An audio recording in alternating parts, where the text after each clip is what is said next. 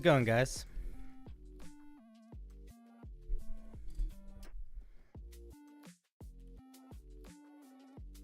Welcome to the show, friendos. How's it going?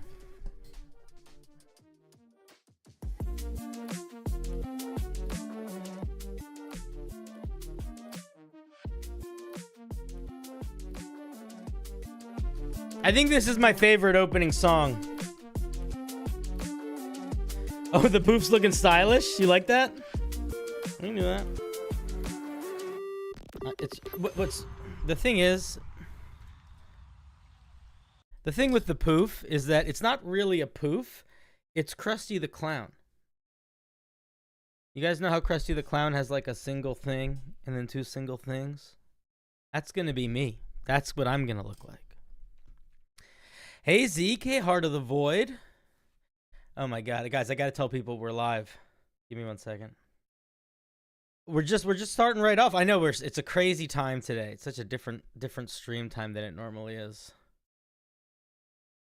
I know we normally do it at night. Okay, let me just say something. Hey. We are live with Homebrew Review. Baldurs Gate stream later tonight. And that is why we are actually starting at a weird time. Because we're doing Baldur's Gate 3 later tonight with ZacSpeaksGiant. And I don't know if you're familiar with ZacSpeaksGiant. He's a YouTube guy. He and I do similar things. He makes a lot of shorts. Why is my lighting so off? I gotta just crank it up, I think. That's a little better. There we go. Oh, now my camera's fucked. Fix, please. All right, give me one. All right, you stupid piece of garbage. You gonna work this time? There we go. Do I know Mind Goblin? I don't know Mind Goblin. Should I? Is Mind Goblin someone I should know? I'm going to be honest, I don't know many people. I don't know many people at all. I know like 4 people. I feel very lucky that I even got to meet ZacSpeaksGiant, let alone become friends with him. But here we are. So basically we're going to do Homebrew review stream today, right now. We're going to look at the member wheel. Excuse me. And then at around 8 o'clock, so at the end of this stream, I don't know exactly when we're going to end, probably somewhere between 7 and 7:30. I'm going to completely end this stream, and then I have a different stream set up, which is like its own link and stuff. It's already in YouTube, which is going to be Baldur's Gate, which is what I'm going to do with Zach later tonight. So feel free to stick around for this. I do hope folks decide to come do Baldur's Gate. I've never played at all before. So it's going to be like character creation, and like figuring out what the fuck the game is. And then also like apparently it's multiplayer. So we're going to see. We're going to see if we can hop into each other's games. And if we can't figure out multiplayer, we'll probably just be playing Baldur's Gate yelling at each other. And it'll be fun. So that's the plan. We're going to do a long stream tape. Long stream day, boys. Long stream day. We're starting at around 3. Probably going to go to like fucking 11. It might be like a 10-hour stream day. Jeez Christ. But we're here together. That's the point. We're going to have some fun. That's what it's all about. Learning and fun. Hey, Crazy Moose. Hey, Heart of Void. Hey, Rat King. Snotty Man. Amber. Lovely to see you all.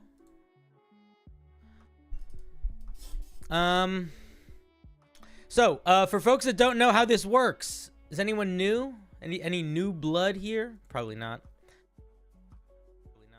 Oh, shut the fuck up. Let me make sure I have things up. Okay. Is every links there? Okay, cool. So, if you want to be able to participate in the Thursday night stream reviews, or in this afternoon, Thursday afternoon, you can become a YouTube member, or you can become a patron. If you don't want to do that, no worries. I do a much larger homebrew review stream every Sunday night, and the link for that is in the video here. So you don't need to be a patron. You don't need to be a member. You can submit homebrew for me. Oh my goodness. Crazy Moose. I don't even have the applause sound effect ready. He's fucking, this guy's crazy. Let's fucking go. Well, congratulations. 10 of you now have the ability to submit homebrew for next Thursday's special homebrew review night. And the difference between the Thursday night reviews and the Sunday night reviews are that the Sunday night reviews are a little bit more fast-paced. There's a lot of people that submit, so the chance of you getting a piece looked at is a little bit lower. And then on the Thursday night reviews, the other big thing is if you want, you can come on stream and I will talk to you and we'll sort of talk through your piece. Not everybody wants to come on stream. Not everybody, you don't have to, but some people like to have that, to be present in the room with it. So if any of that sounds cool to you, consider tossing a subscribe, or one of the luck, or 10 of you just got some. 10 of you just got it. So there you go. Boom. Hey Trad, what's up? Anyway, boom. Here's the wheel for tonight, friends. Pretty lively looking wheel, if you ask me.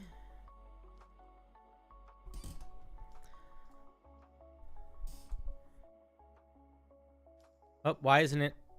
Oh, did I close it? No, I didn't. Okay, boom. So here's the wheel for tonight.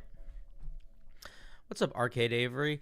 The time change means I won't be able to call in if my brew gets picked. It got pushed to right when my workday starts, but I still be able to listen to the stream while I'm working. Oh, yeah, I apologize for the last minute change. The thing is, I'm just gonna be honest with you guys. Zach really wanted to start playing Baldur's Gate today, and I really like him. We get along. I actually think he might be my friend, and it's like he's one of the first content creator friends that I feel like I'm making. So I selfishly pushed stream forward, mostly because I really want to hang out with him and do this thing together, because I do feel like if we start together, it is more likely that we will continue to play together. I also just think it will be fun, and I want to do shit with him. So yeah, I very much appreciate the flexibility of chat. I will try to be better at doing it more quickly and letting you guys know more quickly in the future. Where's the fucking here? Where's the volume control of this? We have no volume control of our wheel tonight.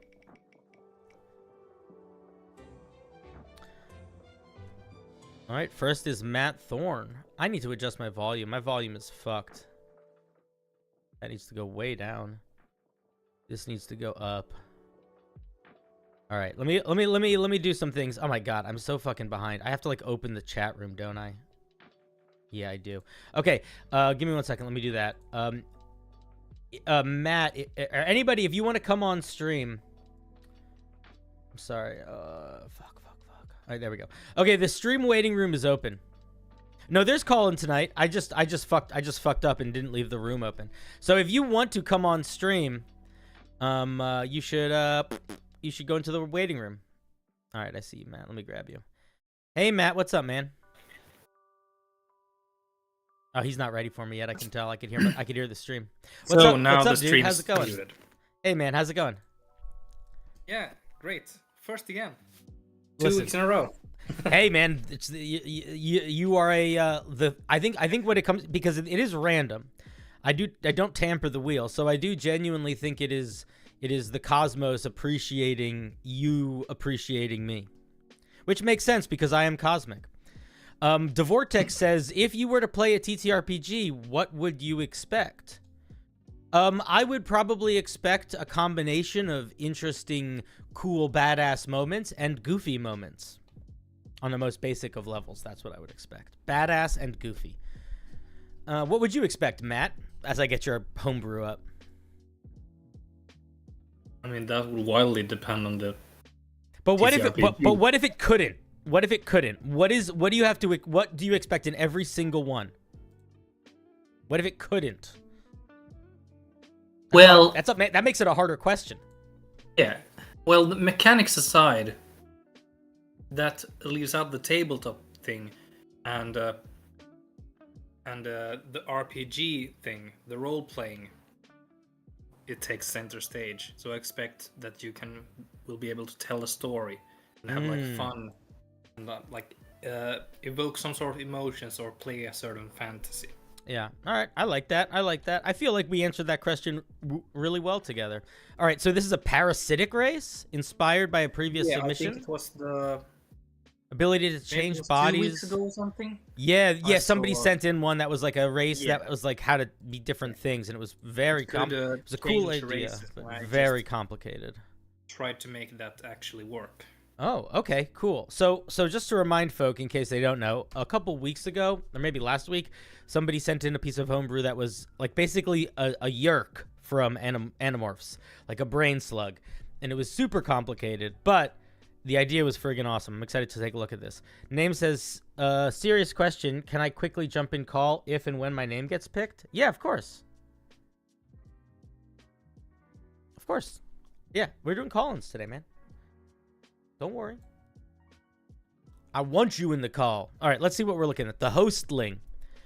Hostlings are parasitic creatures that need to bond with a host to survive. They come from many different origins, like living curses, wandering souls, aberrant brain worms, or all manner of alchemical monstrosities. Societies tend to shy away from such horrors, and thus, most hostlings try to blend in as well as they can. Oh, I'm burping early tonight. Who knows? One might be closer than you think. Okay, cool. I like the flavor text. Very simple, straightforward, punchy. Nice. Okay, let's see what we get. We get wisdom and charisma. Oh, I like that it's 2 mental stats. I think that makes sense for sure. I'm sorry, Vander. There's always next week, buddy. Always next week. Age, mostly irrelevant. Has to do with the lifespan of their creation. It makes sense. Small or medium, depending on your current body. Okay, let's see what we get. Laying low, proficiency in deception, already taken. Immune to possession effects. Okay, this is good. This is really good. Passenger's perspective. You have advantage on any saving throws against spells from the illusion or enchantment schools. Interesting. That's a really... Okay, so a lot of things do, like, against charmed or frightened. This is not that, though, in a very interesting way. Okay, cool. It's strong. It's very strong, but it's good. It's like half... It's not half. It's like partial magical resistance. Yeah, I was wondering about if it was too strong, maybe, but... I don't know if it is. Yeah. I think let's see what the rest is, because currently it's basically... a deception. It's basically deception, a hyper rare immunity. So it might be okay. Let's keep reading. Because I'll tell you why in 1 second why I think it's okay. Abandoned school. During a long rest, you can bond yourself. Abandoned ship. Oh, abandoned ship. I'm so sorry. Abandoned ship. During a long rest, you can bond yourself to a small or medium humanoid corpse that has been dead for less than 24 hours. At the end of a long rest, it will then turn into your new body using the same stats as your old one. If your new body has any of the following racial traits, you can pick 2 of them to keep. You can pick the same option twice if the race has multiple abilities under the same category. You lose the traits when you lose the host. Okay, let's see what these are before we decide anything. Okay, I think that you need to I would drop the 1 speed of your choice, because I feel like flying is making it... Oh, I see. The sentence right under I see. But I would not... I think the flying would be too strong on this thing, honestly. Might be. I would just not give flying. Okay, I keep dark vision, Fey ancestry. Here's the problem. Fey ancestry feels almost redundant on top of passenger's perspective. What I would do if I were you here is I probably would make like common generic abilities. That yeah. I think the problem is that these, I feel like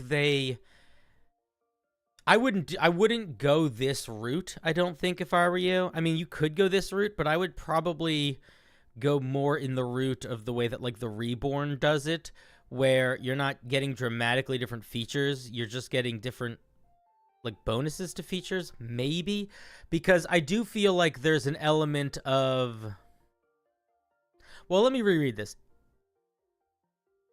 Okay, wait, ignore what I just said. Here's the, okay, drop the fly speed and I think you're good. I misunderstood it. I thought the abandoned ship was letting you pick these features. You're not. You're just getting them based off the creature you're taking the body of. If your creature has none of these, you get nothing. I get it now. I didn't get it before. I apologize. Okay, so yeah, drop the fly speed, and I think you're good. I think you can keep the climb speed or the swim speed. The fly speed feels like it's a little bit... I think the fly speed feels like it's a little bit too much. Maybe. I don't know. I go 50-50. Maybe you make it so you have the fly speed at half of its normal movement speed if it's a fly speed, and you could sort of flavor it like you haven't had wings before, like, you know what I mean? Like you're just not good with them. But what I wanted to point out I thought was really interesting, and I don't know if it was intentional with Passenger's perspective, is Passenger's perspective doesn't affect enchantment abilities or illusion abilities. It affects enchantment and illusion spells. So anytime I'm casting a spell that it charms or frightens or does that sort of thing to a creature, this will affect them. But if I'm like an Eladrin, or like an Incubus, then it essentially this effect has no effect against that. So it's different than Fey Ancestry, because Fey Ancestry would affect anything that would charm you. This is only spells that would charm you. That was kind of the one little thing I noticed that I thought was pretty neat. I like it. I think it's a pretty nice idea for how to try to accomplish this. How do you feel about it? Where do you think it's sitting? I feel pretty good. I wasn't sure about the flying speed, because it's kind of an obvious thing that a body might have, but at the same time that's kind of too powerful. Yeah. And my first draft had it just be one of the options. Then I thought, wait, so if you're an Aarakocra, you could grab the fly speed and like the spell they get. Mm-hmm. The only thing they lose is like the unarmed strike thing Aarakocras have. Yeah. In that case, you're just better. Mm-hmm. Yeah. I would, if you really want to keep the fly speed, I would. No, I'm probably gonna get rid of it altogether. Okay, I was gonna say the two other things that I would do if you wanted to keep something that reminded of you that you had wings, is you could make you have a fly speed that's half of your movement speed, or you could make it so like if you fall 60 feet or less, you don't take fall damage, and sort of make it sort of like you don't know how to use the wings, but you can just sort of like parachute with them a little bit. You know what I mean? Yeah, so the clarification here would not become if you pick a flying speed, you can't pick anything else. It would just become if you pick the flying speed, you pretty much just get slow fall. Yeah, and the idea and the way that I would logic it in my brain is like, if I in my brain was now a different human body, I know how fingers work. I've used fingers my whole life. But if I suddenly had wings, I don't think I would immediately be able to fly. It would be hard. So that's sort of the logic there. Yeah. All right, cool, man. Do you have any questions? Not really. I think that this is a really I really appreciate what you did here, because it is a great idea. And I think it's a very simple one. And your solution here, which is basically that, like, you just sort of absorb and become a corpse, I think it's pretty, as gross as it is, I think it's actually pretty elegant. I think it works well. Yeah. I was first trying to maybe make it work on not dead creatures, but then it becomes the problem. What if you do it to, like, an ally? Mm-hmm. Then suddenly one PC just disappears. Yeah. No, it doesn't make sense. Got rid of it altogether. Yeah. All right, man. Very cool. Any final thoughts? No, that's about it. All right, buddy. Thank you for sharing. All right, that was Matt with the not the Eladrin. I said Eladrin with the mind, with the goo brain. It reminds you of the Slephids from TWI. I don't know what that is. They reminded me of the Yerks from Animorphs. I'm gonna assume this person's name isn't Yes, and that they thought they were answering a question where they said yes. But now I need to fucking search for the person who wrote yes. That's their name. This person. I don't know who you are, because you just wrote yes in 2 places. So, let's see. I have a feat and a magic item for you. Both very simple. If you don't have time for both, just the feat is fine. Let's start with the feat, and then if we have time, we'll look at the magic item. If the feat's not long, I'm sure you could look at both. Oh, you put the hyperlink. I mean, I can make that work. Oh, no! Oh, no! I don't think you sent the right link. Or you typed it in weird. Is that a me thing? Can I fix this? Oh, he put both links together? How do I find where one... Oh, I see. Don't do that. You gotta put like a fucking spacer between them next time, my guy. That's okay. Thank you, chat. Thank you, chat, for figuring it out for me. Who said that? Who did that? Master Roxas? Master Roxas, thank you. I appreciate the support. I'm a simple man. I don't know what I'm doing half the time. You guys know that about me at this point, right? Trident. Multi-link drifting. Yeah, for sure. Trident Master. When you take the attack action and attack... Okay, I'm sure the goal of this is the fact that tridents suck. That's which is fine. I think making a feat to try to make tridents cool is a good idea. When you take the attack action with only a trident, you can just say with a trident. You can use a bonus action to make a melee attack with the opposite end of the weapon. This attack uses the same ability modifiers. How is this different than Polar Master? While you're wielding a trident, other creatures provoke opportunity at you when you reach... Is this not just Polar Master? You have advantage on wisdom survival checks to forage or fish using a trident. I like that. Your ranged attacks made with the trident no longer automatically miss a target beyond the weapon's normal range underwater. Okay. You have advantage on ranged attacks made with the trident against creatures that are fully immersed in water while you are not fully immersed in water. This is a little too strong, I think. I think this is too strong. This does feel like a couple feats put together, right? Doesn't it? Am I being crazy?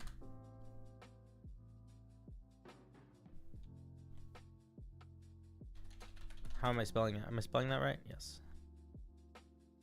This is Polar Master. It gives you the bonus action attack and allows you to provoke opportunity attacks when creatures enter your reach. So that's yours is this. That's one feat, and then there's all this. I'm going to be honest with you. I think if your goal is to make Trident unique, this is the feat.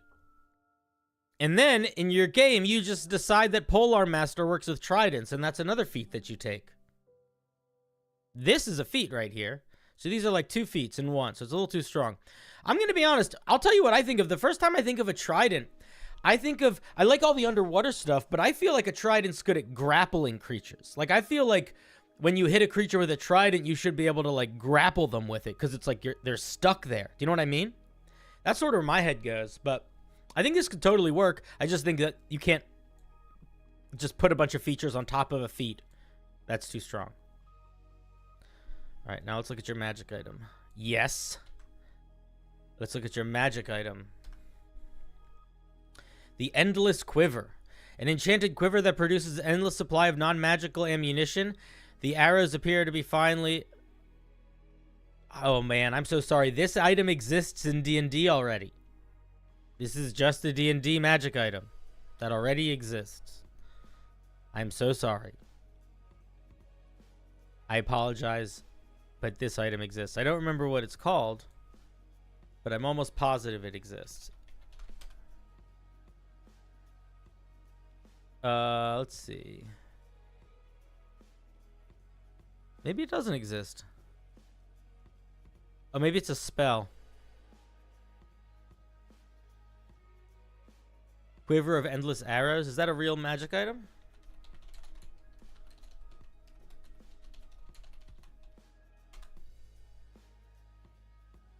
I don't think so.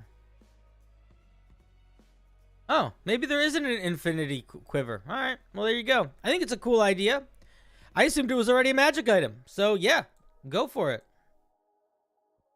I don't really have much to say. Other than the fact that I feel like it's, it's a fun idea.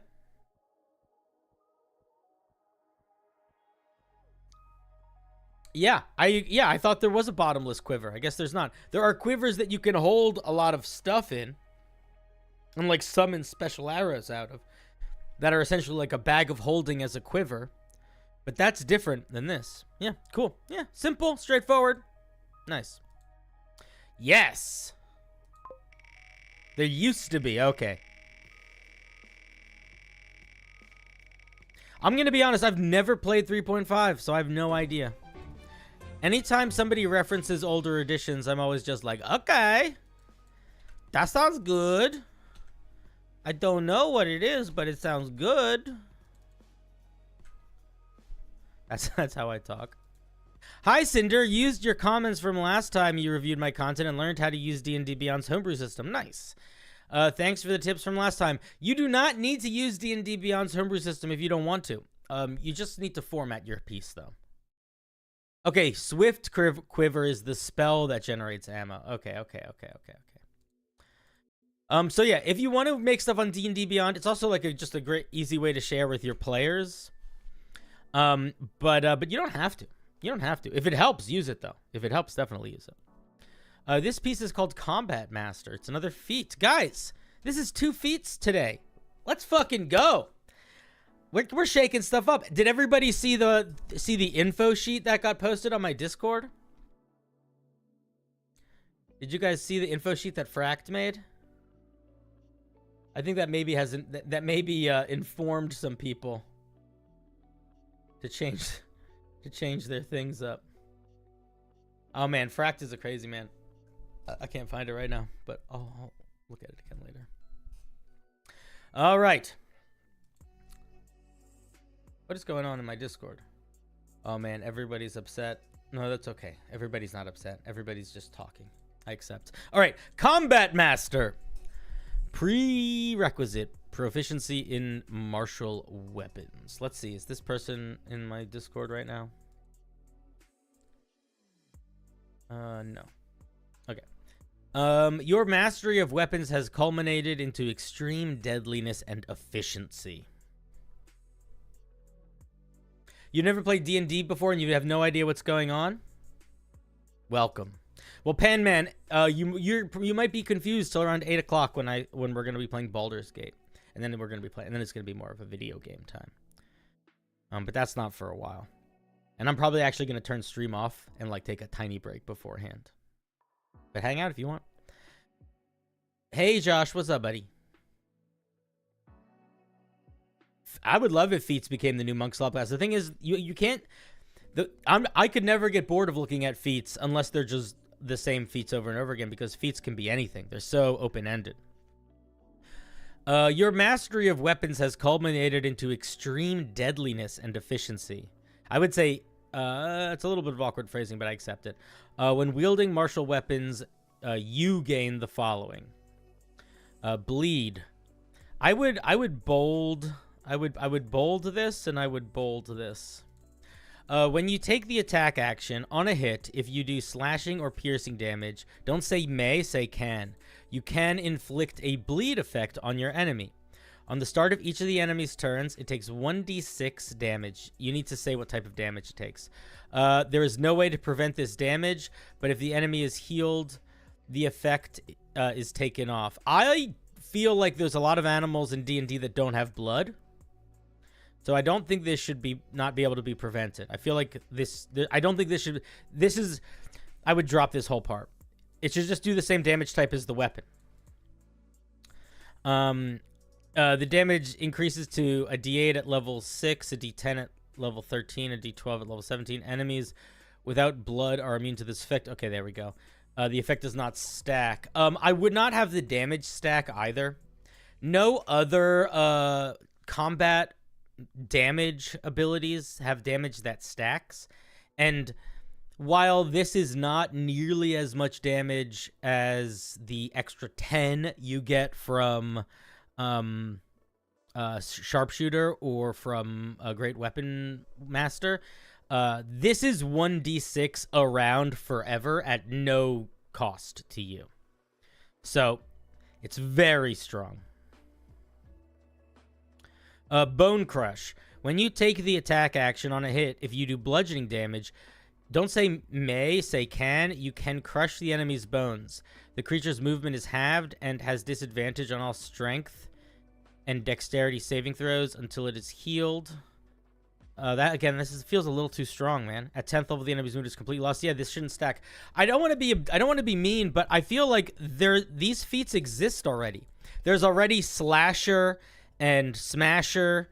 Like, there is a feat for piercing damage. There is a feat for slashing damage. There is a feat for bludgeoning damage already.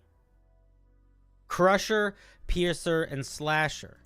And I feel like they kind of cover what we need. Here's one for crushing. I feel like Piercers... Which one is the stronger one? I don't remember. Here's Piercer. This is for piercing. And then we got Slasher. So I would check those out. I mean, here's what I'll say. The bleed... The thing that I think is worth keeping here, if you want to try to work on it, is just the first part, is the bleed mechanic. I don't think any of them do that, but I don't think we need to do a new feat, because it would be sort of... Because this would just stack with those in a way that I think would be too strong. You know? Like, if you can do multiple feats that affect your bludgeoning damage or your piercing damage or whatever, I feel like that quickly becomes too strong, you know? So, neat idea. I like where your head is at. I like that you have it a little bit more organized. It was very straightforward, pretty well written. It is similar to the Sword of Wounding. It is similar to the Sword of Wounding. The bleed does need a duration. That's a good point. I would say the only way that would be balanced is it was just the next turn. Just the next turn, not forever. It would have to only last one turn. I wouldn't let it last longer than that. Otherwise, it would be too strong, I think. Yeah, 1d12 forever is a little strong. Especially if they don't have healing magic. Steph Bowen. Next, we got a piece from Steph Bowen. I made this background for myself because there was nothing official that felt like a good fit. Making homemade backgrounds is one of the most fun things. So I wrote one. It's my second piece of homebrew. I've rewritten this piece at least 10 times. Okay. I think this is as good as I can do without further help. Cool. Let's take a peek.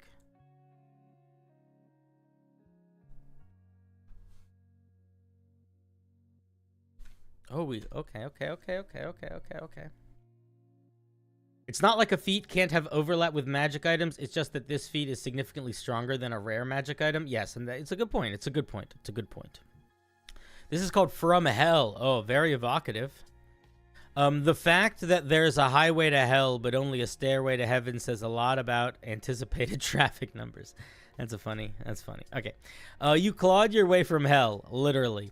Through the 9 hells of Baator, you wandered specifically in the fire-scarred plains of Avernus, devils and demons.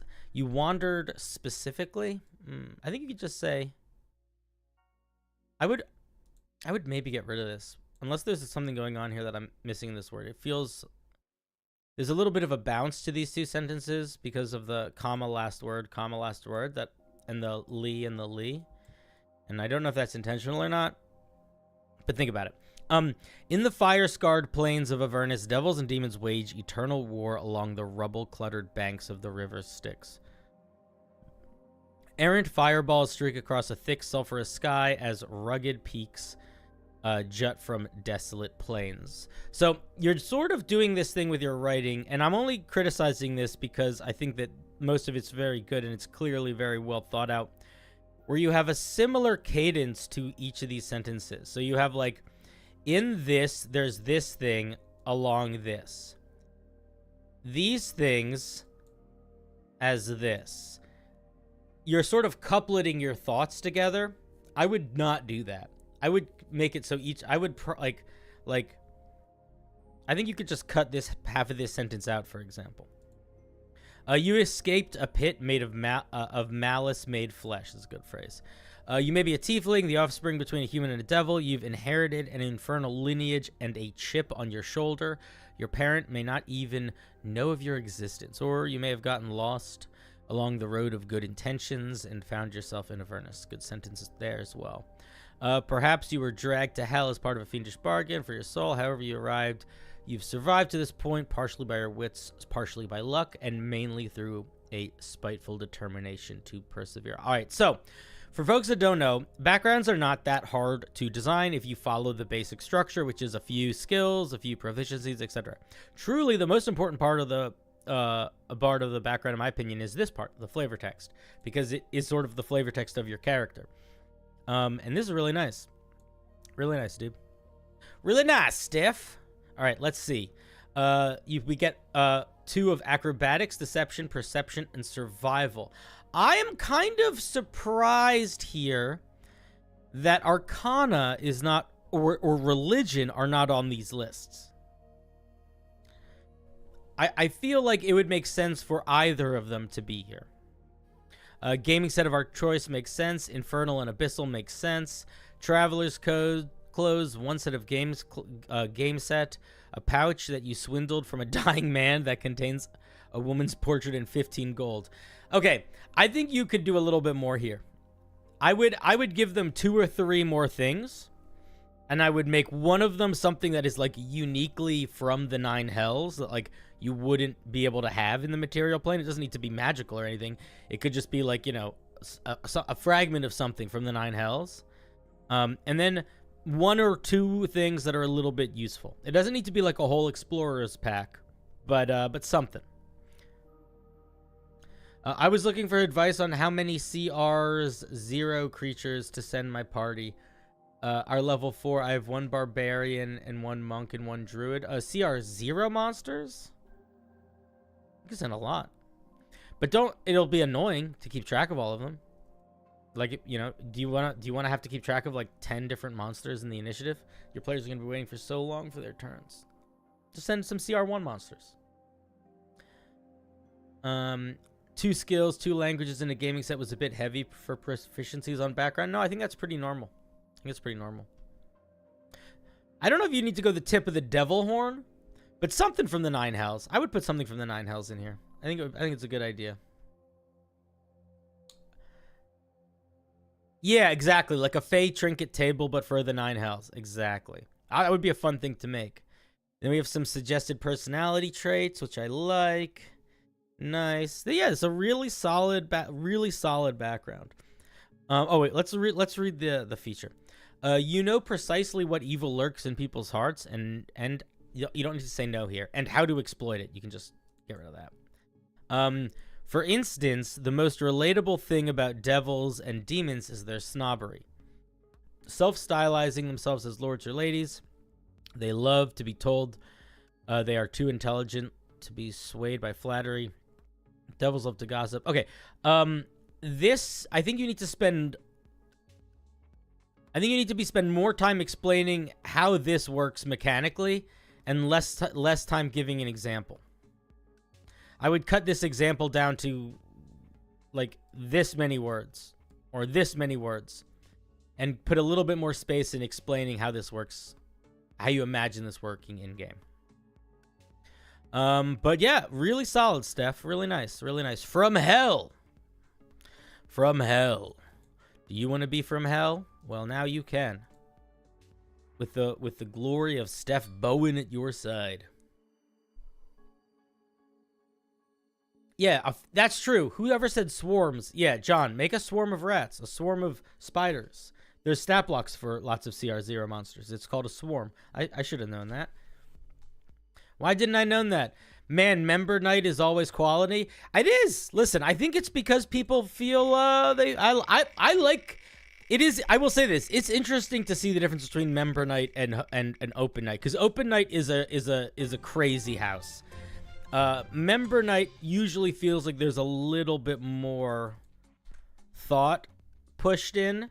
Not to say that not everyone is, that I'm not at all speaking about everyone in either direction. But I also think that I also yell more on the member stream usually. So we'll see. We'll see if we get there or not. This is my first homebrew I've submitted to the stream. Cool. Welcome, Hexagonal. I've been working on it for a while now, but haven't made much progress recently due to lack of ideas. So it's a little unfinished. Okay, well, we'll see what it looks like so far. Google Docs, that's fine. I'm probably not going to read your commentary. I usually don't.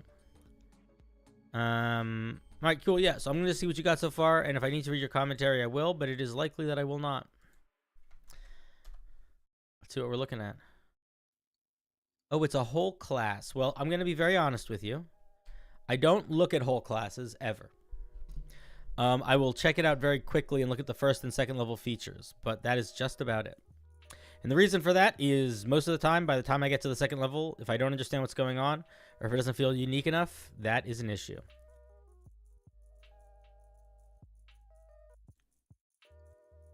All right, so we have D8 hit points, light armor, simple weapons, but ranged martial weapons. So we're a ranged guy. Some skills, some stuff. 2 telekinetic blades. Interesting. Okay. Starting at first level, you gain the ability to telekinetically wield. Oh, did I not link it? Did I not link it? I'm sorry, chat. I'm sorry, chat. I'm sorry, chat. I'm sorry, chat. I'm sorry, chat. I'm sorry, chat. You can't see it? Oh my god, I'm so fucking dumb. I opened it in the wrong window. I'm an idiot. I'm an idiot. Sorry. There it is.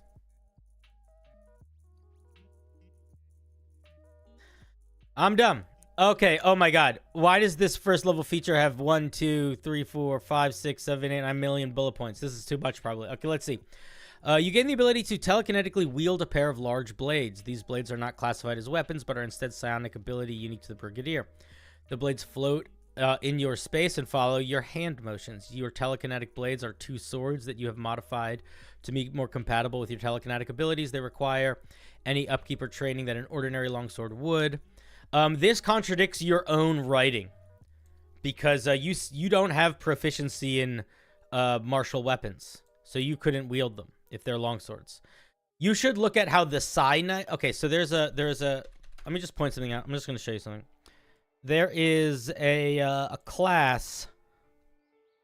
So the rogue, the soul knife. Where is it? Fuck you. Okay, where is it? Soul knife. So look at this. The soul knife. This soul knife has psionic blades.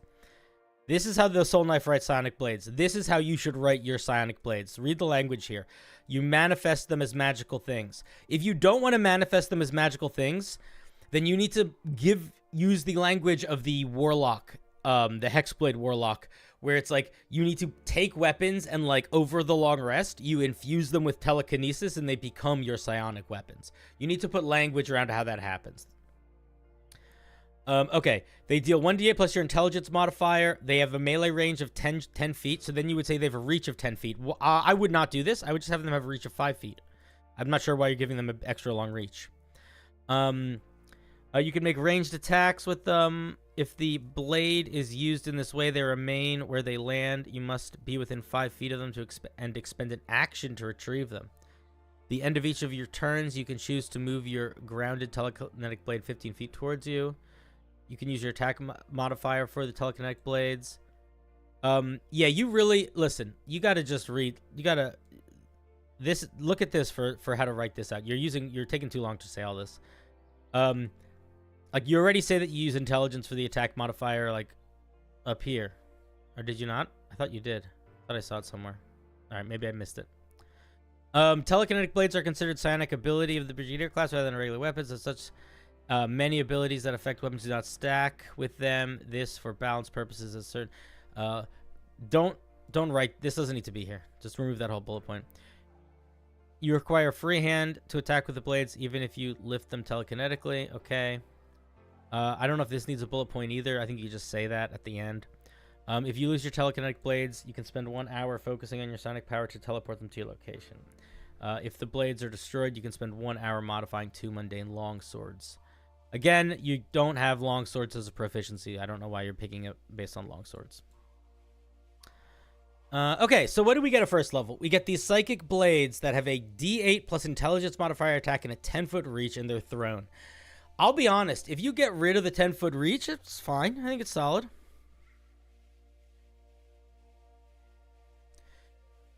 I think if the idea is you're swinging them around with your reach, then that's fine. But then I would probably not make them have ranged weapon attack.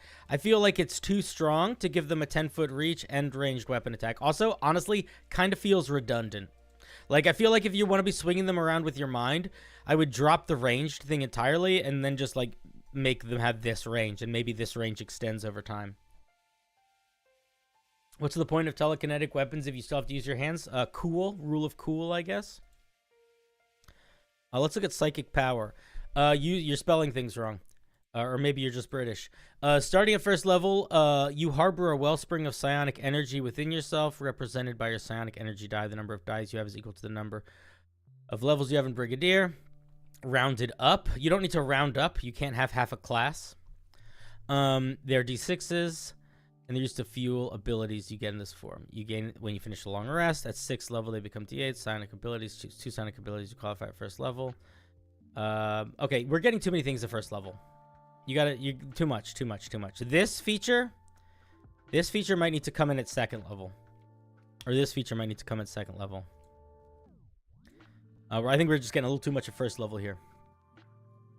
It's a neat idea so far. I'm not sure where the psionic features are. I wanted to check them out for a hot second, but your document is not super organized yet. But yeah, it's a neat idea. I'm gonna be honest. I don't necessarily see how this makes sense yet as a class and not a subclass. I don't know if it needs to be a subclass. I feel like this feels like an alternative Psi Knight. And I think that is not a bad thing, but that is what it feels like. But yeah, I'm curious to see if you decide to keep working on it. And I'm curious what other sort of psychic powers you are going to try to tie into it other than just the psychic blades. And if you do want me to look at things in the future, the more organized your document can be, the easier it will be for me to see. You're not sure why it's called the Brigadier? Yeah, I'm not really sure either. I was thinking of like a big ho guy with a big shield. Ah, well. Very neat idea. Keep working on it.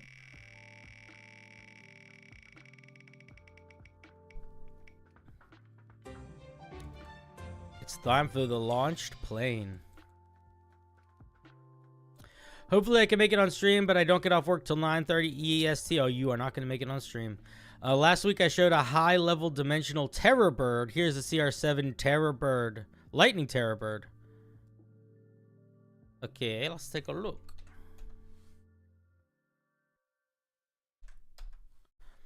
Lightning terror bird. There's lightning on the ceiling. You guys know that song? Whoever knows what song that is first wins. No, it's not Grease Lightning Crazy. I love you, but you lose. You lose bad. Okay. CR7, 18 armor class, 105 hit points.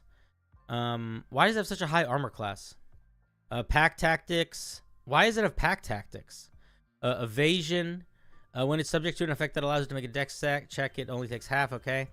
Multi-attack makes 3 attacks, 2 with its claws and 1 with its peck. Minor detail here, but whenever you're writing things like this, 3 attacks, you write out the number 3. 2 attacks, write out the number 2. You only use numbers when you're actually using numbers. Okay. 2 claw attacks and 1 peck attack. The claw attacks are serious damage. Peck attack's also pretty serious damage. Damage feels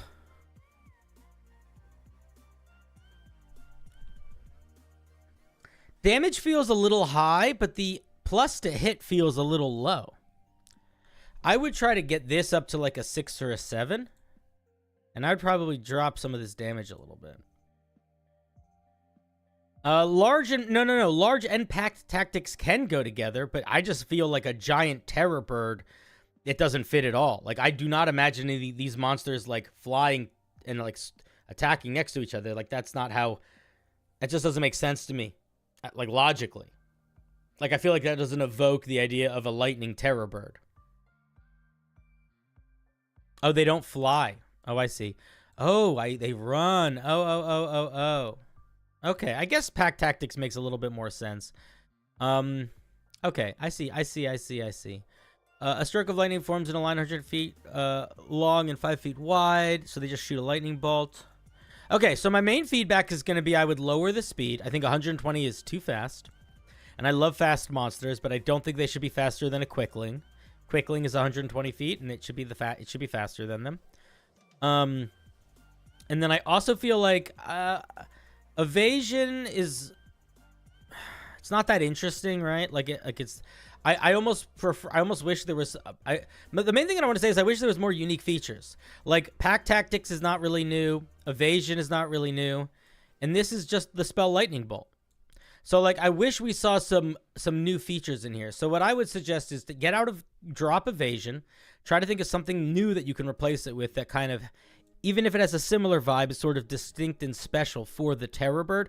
Maybe like a lightning evasion ability or a thunder step or something. And then I would also encourage you to not just have this be the lightning bolt spell, but to make it a unique lightning ability. Maybe it's like a blast of lightning in all directions, or maybe they can like send out a shockwave that makes creatures have like static, so it doesn't do any damage immediately. But if they hit those creatures again, the static like bursts and does like burst lightning damage. I don't know, something like that. I would encourage you to get more unique with the mechanics. I mean, I think it will work fine. Like, you could definitely throw this into a game and use it, although I do think I would drop the movement speed regardless. And then I also, the AC is way too high. This is a big bird. It's an ostrich. Ostriches don't have this high AC. Its AC should be 14. Its Dex is 14. Its Dex is 18. Its AC should be 14. Those are my thoughts. Terror bird, little terror bird. No, I don't think emus have particularly high ACs. Thank you, Launchpad. Oh, thank you, Mikalo.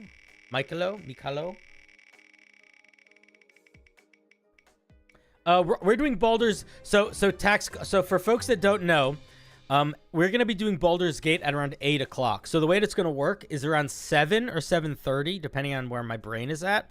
I'm gonna completely end this stream. And then I'm going to start a new one because YouTube is annoying. And it's easier to just make 2 different streams than to change a stream's settings and stuff halfway between it. So I'm going to make a new stream. It'll start at 8. It's already on the YouTube. And that'll be the one that starts at 8. And that's the Baldur's Gate stream. So, and that one, I don't know how late we'll be going. We'll see.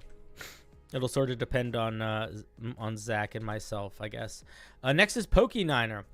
Something I thought about when making this subclass was the difference between making it a fighter instead of a rogue. Fighters are trained warriors that are skilled in a specific way of fighting, while rogues are trained individuals who learned to be skilled out of necessity. I don't know if they learned out of necessity. They still might have learned out of interest.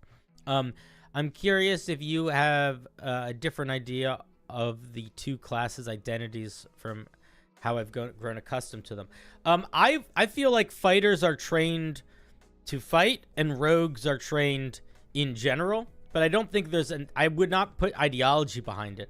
Like, I don't think rogues are trained out of to be a certain skill out of necessity. I also don't put that much roleplay into base classes a lot of the time. Like, I feel like you could be a rogue and be a lot of different things.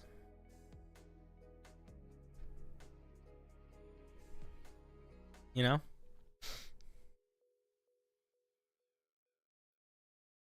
Oh, Crazy Moose. Crazy Moose. You Crazy Moose. Thank you very much, buddy. That is very generous. For everybody that just got a membership, you can apply, can sign up for the special Homebrew member reviews now until you decide to keep the membership or not.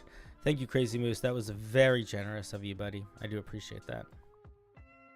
So this is the martial archetype, the Shinobi.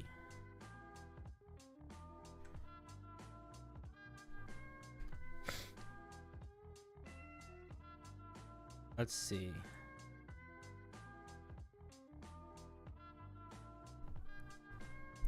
Trained in the ancient traditions of covert warfare, Shinobi move like whispers in the darkness. You should end the sentence here, Pokeniner. You don't need striking swiftly and deceiving and decisively. Just end it with the darkness. Skilled in the art of thrown weapons. Put an S at the end there. Their deadly blades dance through the air like a falcon swooping on its prey. I would drop this whole opening. I would just say I would just keep this part. Adept at distanced combat and turning a failed save into successful opportunities. Again, I would get rid of the intro of every sentence. Get rid of this intro. Get rid of this intro. And you're golden. Boom. Easy. Done. Skills of the Shinobi. Starting at 3rd level, your training as a Shinobi has honed your skills both in and out of confrontations. You gain proficiency in stealth. You also add your proficiency bonus to your initiative rolls. Okay. What are y'all yelling about here?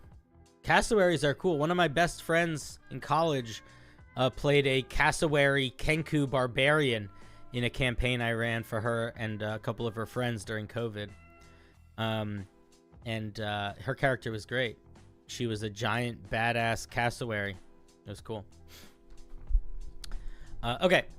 Tactical throws. Also at 3rd level, you've learned how to throw and recall your weapons with great precision.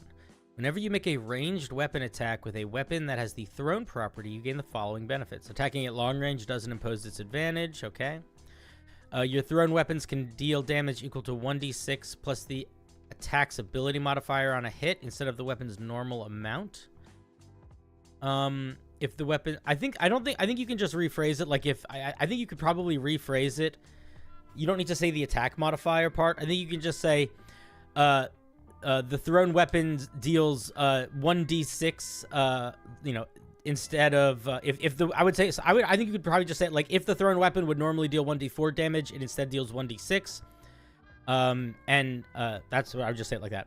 If the target is within the weapon's normal range, it instead deals 1d8. That's how I would phrase it.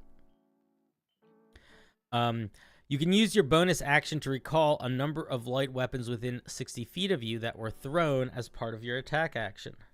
The maximum number of weapons you can recall at once equals your proficiency bonus. Okay, so this is really interesting. Huh. I'm going to be honest.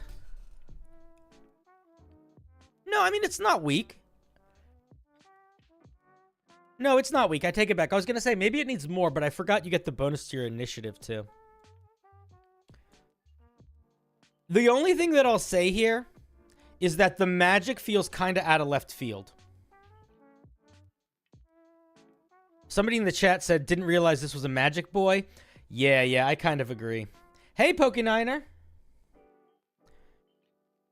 What's up, man? So we literally just started. Basically, my main feedback for the third level features is I like them. And the other thing that I was going to say is the bonus action to pull your weapons back is not overpowered at all, but thematically it feels really weird. This thing doesn't really feel magical at all, except for this.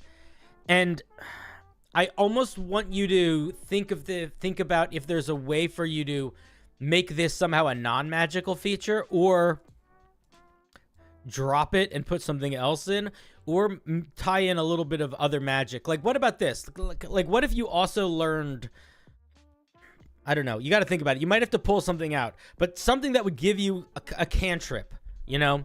lets you cast darkness once per day, or something that lets you cast a fog cloud or once per day, or just a cantrip, minor illusion, something, because this does feel very out of left field.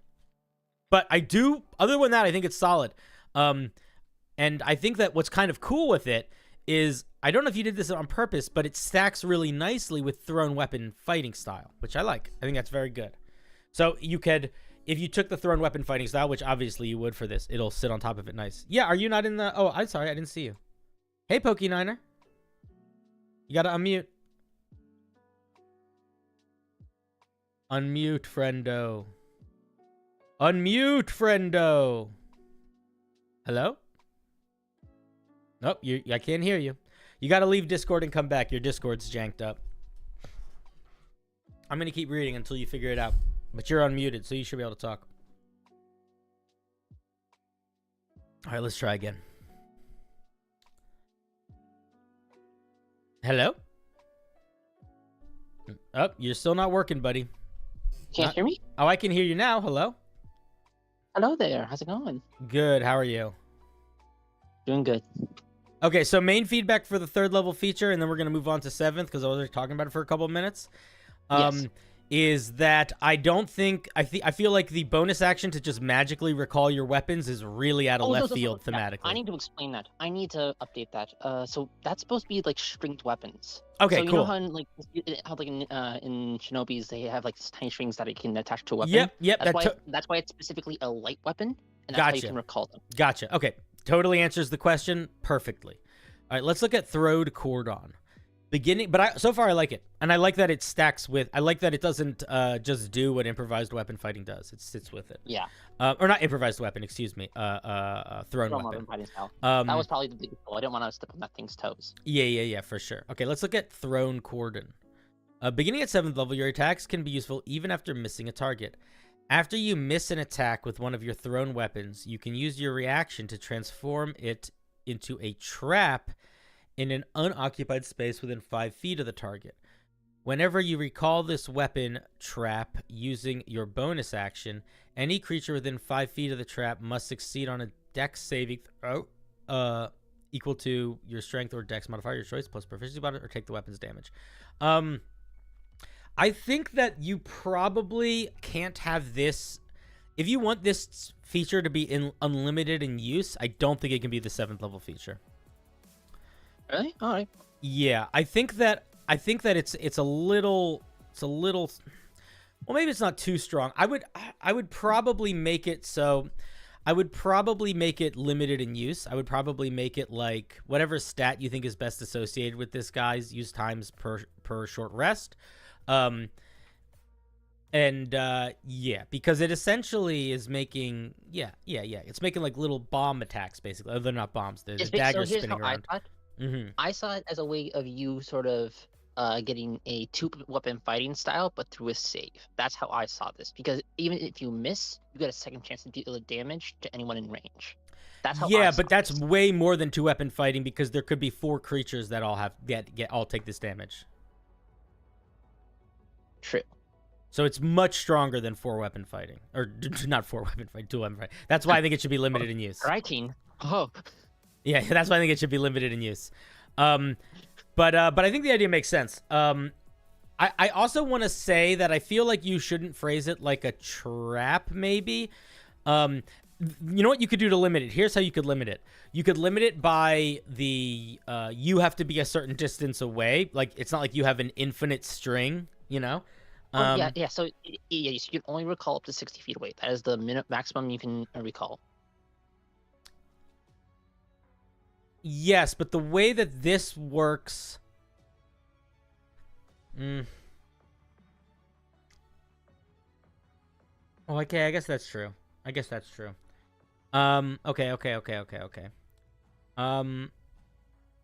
Yeah. I still think it's got to be either limited in use or make this extra attack only target 1 creature. All right, I can do that.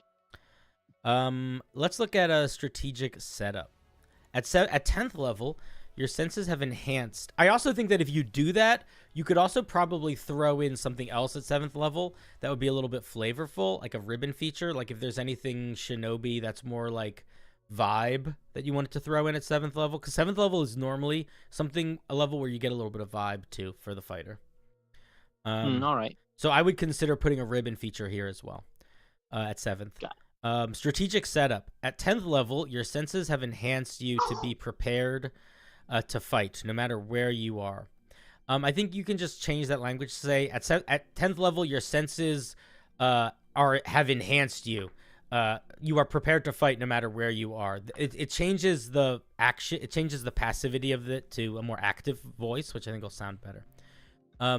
You have advantage on initiative rolls and can't be surprised while you're conscious. I would not do another initiative boost. We get an initiative boost at 1st level or 3rd level, and that initiative boost stacks with our stack. It doesn't stack, but it grows as our proficiency bonus grows. So to do that plus advantage on initiative just feels like a lot. It just feels like too much. Feels kind of redundant. So I would drop this, and I would think of something else to put here, and I have 2 ideas. Snotty Man with the 5. Holy moly macaroli. Thank you, Snotty Man. Very generous, very kind. Glorious, man. Okay, so my 2 ideas for you are a climb speed or some sort of grappling hook. That's what I would suggest. Something mobility, because doing that would you don't need to do that, but that's where my head goes of like what's missing so far. That feels like that's something that's missing so far. Maybe we get it later. Continue on the 10th level. There's a reason I made them super often and super over reliant to go first, and that's the second part of this 10th level feature, which is something that is reliant on you getting the best setup. There are plenty of subclasses in D&D that have key features that rely on you going before everyone else. Not a single one of them gets 2 initiative bonuses. True. So I would drop one of them. In addition, when entering initiative, you can use your reaction to make a single thrown weapon attack against a creature you can see within range. If there's no target in range, you can use your weapon to throw to an unoccupied space you can see to part of your thrown condor. Okay, cool. Yeah, I mean, I think that's cool. And I think that this really does not require you to go first, because you can also just throw it on the ground if you need to. So yeah. It's cool though. I like it. I like that you're like diving into the fight quickly. Let me look at a nimble presence. At 15th level, you can seamlessly avoid danger and provide yourself prime chances to strike. You can take the disengage, hide, or hide action as a bonus action on each of your turns. Okay. When you are hidden from a creature and miss it with a ranged attack with a thrown weapon, making the attack doesn't reveal your position. In addition, whenever a creature affected by your thrown cordons feature cannot see you, the creature's dex save have disadvantage. Okay. I'm going to point something out here, and I know that you talked about this in your initial thing about fighter versus rogue thing. I don't think the solution here is to just give you more features that exist in other classes. I'm not against getting the bonus action, disengage, or hide, and I'm not against getting the skulker feat mechanic, but I don't like that nothing here is a new feature. I feel like if you want to do the hot disengage or hide thing, then don't do skulker. If you want to do skulker, then don't do disengage or hide. Let's fighters are so nothing until there's something. And when there's something, they can be the best subclass in the world. And I feel like we have gotten to level 15, and this is the first time that I'm feeling the ninja shinobi vibe outside of the stealth, not including the thrown weapon. So what I'm wondering is if it would make sense to try to get some of those vibes in earlier, so that you don't need to so on the nose just do what rogues do here. And then maybe you have space for more unique things. My head goes to stuff like whatever. My head goes to stuff like, smoke bombs or climbing or grappling hooks or things like that. Stuff that is still doing that similar evasive stuff, but can be unique feeling for this subclass. All right. Yeah. Yeah. All right. Master Shinobi. When you reach 18th level, your surprise attacks are devastating to face. When you make an attack against you, you have advantage on all attacks against that creature until the end of your turn, rather than only the first. In addition, when you make a ranged attack with one of your thrown weapon attacks and land a critical hit, you can triple the damage of that weapon's hit instead of double. I think this 18th level feature is great. I think it's really strong. I think it's pretty solid. I don't think it's, again, I don't know if it's super evocative, but I'm going to be honest. I think that if you can tie in some of that evocative stuff a little bit earlier, I think it's totally fine for the 18th to just be a powerful feature. So being able to like hide, throw some things, run around and keep throwing things is pretty freaking cool. And I like that a lot. Oh my God, Tradosio coming in like crazy. Tradosio, what did you say? You said hype for Baldur's Gate 3. Can't wait to get home and play it. I also hope I get spun in the game for stream. Oh, we'll see. We'll see. Thank you for the 5, man. Very kind of you. Thank you, thank you. You're a champion. A champion. All right, Pokey. Do you have any questions for me? Thoughts? Anything that you wanted to ask or point out?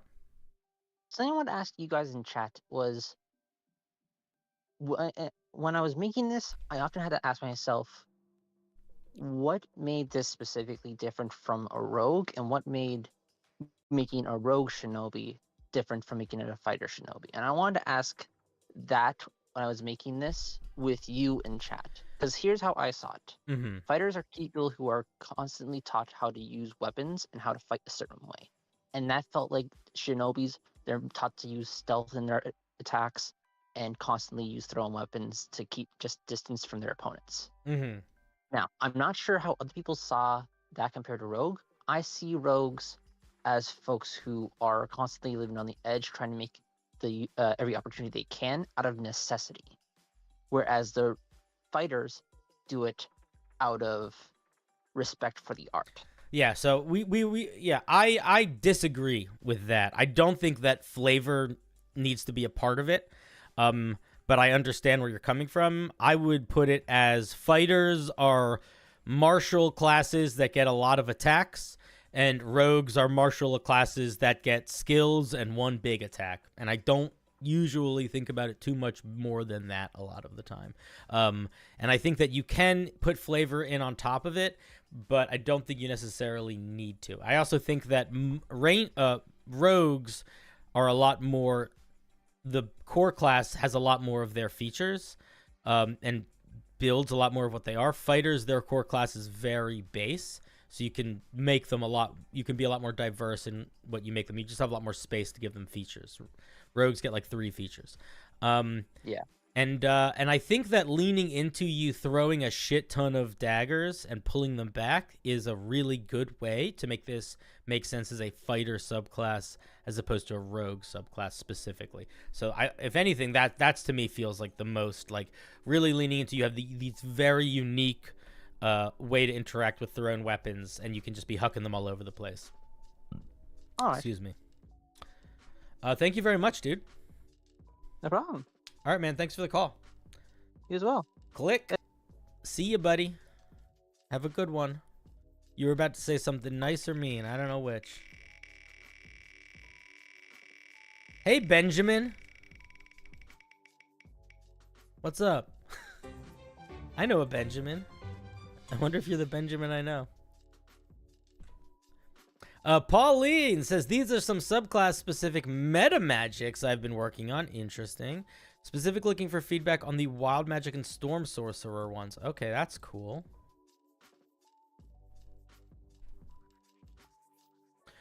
Holy moly, Crazy Moose! Brother Bear, you are on fire tonight.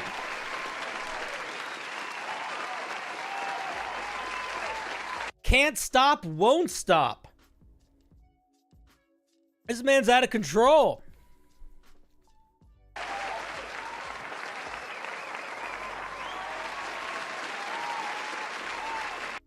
Oh, Tax Collector with the 5. Thank you, Tax Collector. Is imprisonment or hold monster better against dragons? It depends on what your goal is. I think your goal is to have it locked away forever but not killed. Imprisonment. If your goal is to kill it right now, or at least attempt to, hold monster. So we're looking at the wild magic and the... Does that make sense? We're looking at the wild magic and the storm one. Okay, so let's see the wild. So these are alternative meta magics, which, by the way, is one of my favorite types of homebrew. Specifically, when you are doing it in such a way that it's just like adds to everything, it can be a lot of fun. Because meta magic is one of those things where by giving more meta magic options, you aren't really boosting the class. You're just kind of giving it alternatives, you know?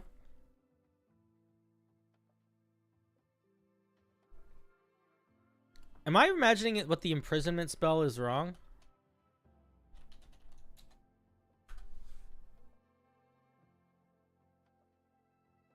What the fuck? Roll 20. You're losing me, buddy. This is 3.5. All right, whatever. Fuck it. I got to go to D&D Beyond. Whoever made this one, they're famous now. Impressions.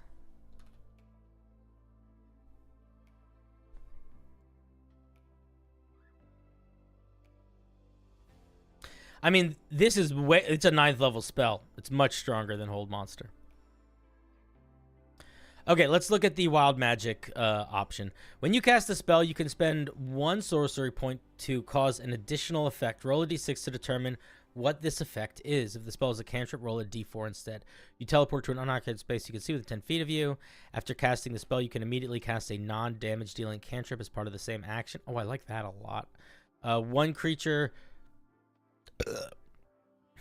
targeted by the spell becomes affected by the Bless or Bane spell, your choice, for 2 rounds. I might make that 1 round. After casting the spell, don't say may, say can, you can deal 2d6 force damage to 1 creature within 30 feet of one of the targets. I would lower the range. I'd make it like 15. The spell is upcast to the next level. If available, the spell consumes a spell slot 1 lower. I'm going to be honest. These first 4 are really nice. I don't like these last 2. I don't think you should have a meta magic feature where you can use the meta magic and it starts to fuck with potential spell slot stuff. I don't like that. Because there's a pretty delicate ecosystem between sorcery points and spell slots, and I don't want us to be using sorcery points to get spell slots in other than the ways that the Lord intended. You know what I mean? Legendary Amatsu makes an appearance every stream. They do. It's because when I type in D&D Beyond, that's the first thing that comes up. What woman? What are you talking about? How do you get rid of the woman? I don't know, man. Depending on what you say next, you might just never say anything in this chat again. It's a weird sentence. Storm. Turbulent spell. I know I need a t-shirt. I know. I need to start a merch stuff. I need to start doing merch stuff in general. Turbulent spell. When you cast the spell, you can expend 2 sorcery points to cause a gust of wind to whirl around you. Creatures of your choice within 5 feet of you. After you cast the spell, must succeed on a strength saving throw or be pushed back 10 feet. I think it's fine. It's kind of just a different version of what the Storm Sorcerer already gets, though. Like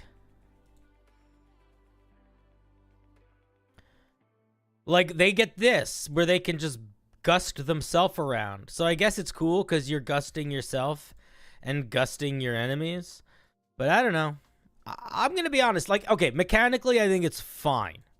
I might even make the range bigger for 2 sorcery points. But it just feels too similar to what the Storm Sorcerer is already doing. You know what I mean? Yeah, 2 points does feel like... 2 points does kind of feel like a lot, I guess. Because it's only a 10-foot knockback. It's not really much. Yeah, you could make the range much farther. I would make the range 10 feet. See how that feels. But even then, it just feels really similar, right? Like, it doesn't feel like it's adding that much new. It's just giving you a different use of this feature, which is, I guess, maybe what you're going for here. But for whatever reason, on the Wild Magic one, it feels a lot more. It feels better because Wild Magic is always different because it's Wild Magic, you know.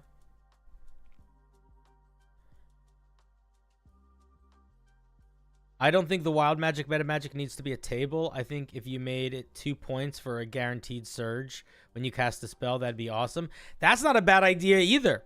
The Wild Magics could just be when you cast a spell, you could spend sorcery points to automatically roll on the table. That's not bad at all, Tradosio. That's not bad at all. There is not a next page. Yeah, these are cool. It's a neat idea. Neat idea.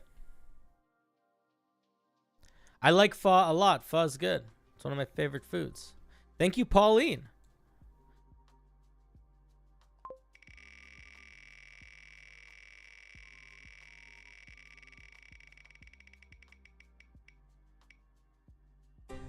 I don't think I missed anything. Did I miss something? I didn't think so. I did. Sorry. Josh, we have next. This magic item from a previous campaign that I want to bring back, as the campaign I'm currently running takes place in the same world. Around 10,000 years later, I would like to fine-tune some mechanics and make the curse better in general. Now, Josh, you said you wanted to be here, but I don't see a Josh in the Discord, so I'm not gonna show. Ooh, like the art.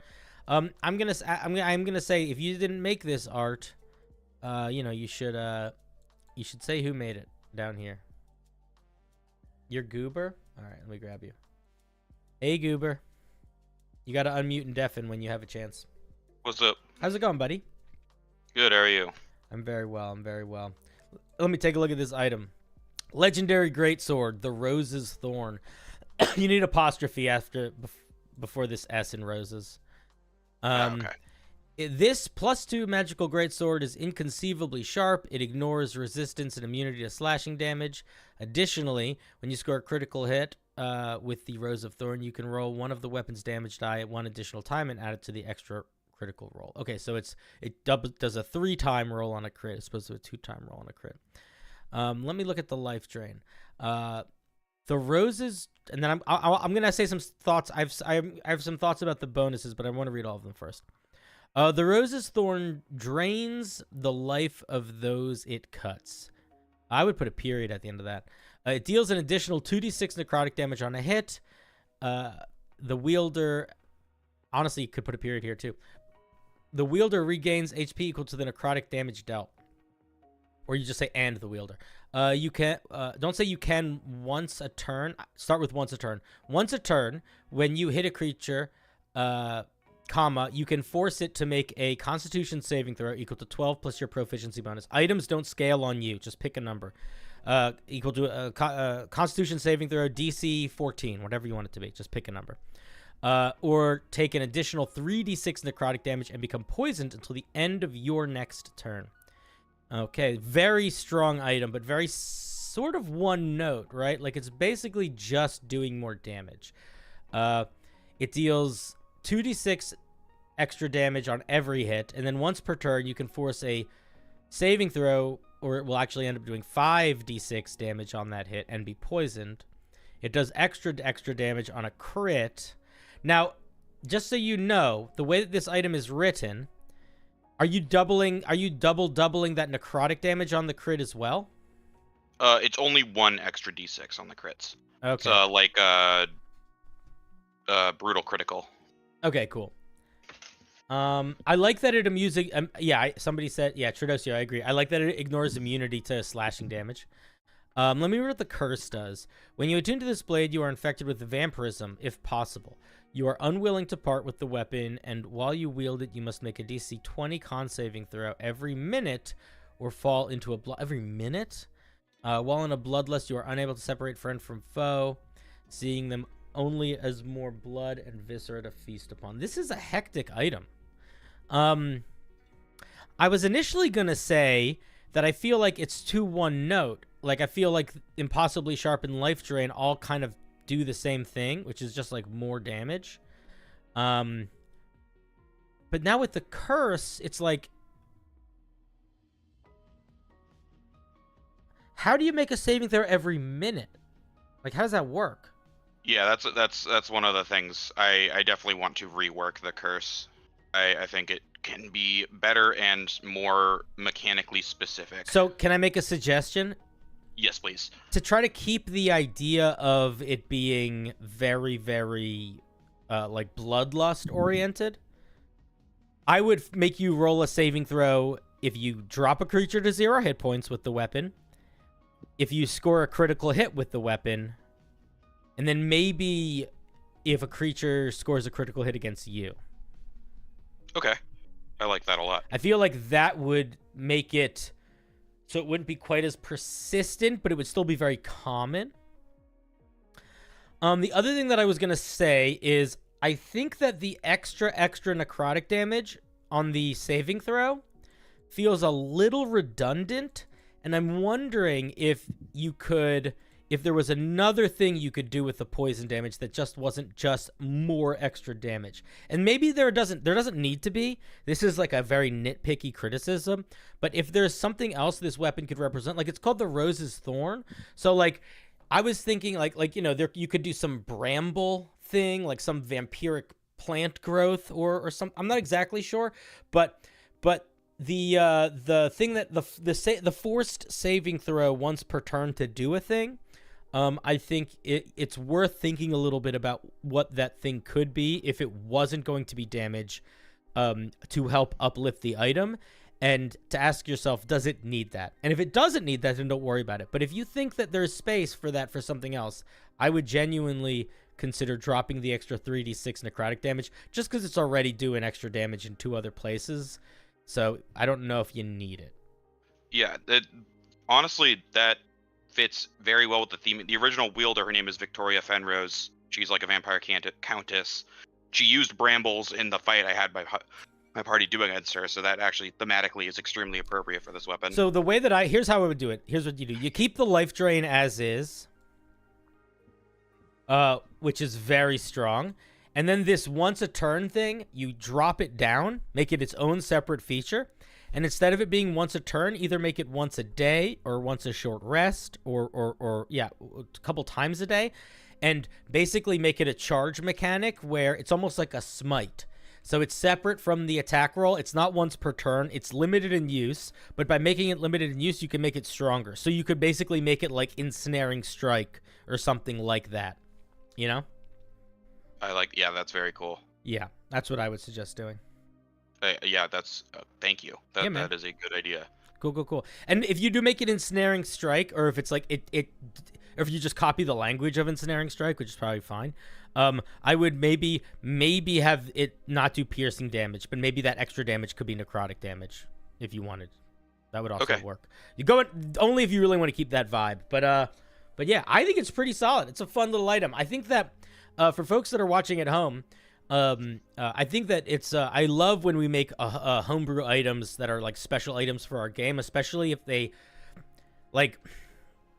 It's hard to make players really care about items, especially if you are a very magic item heavy dungeon master.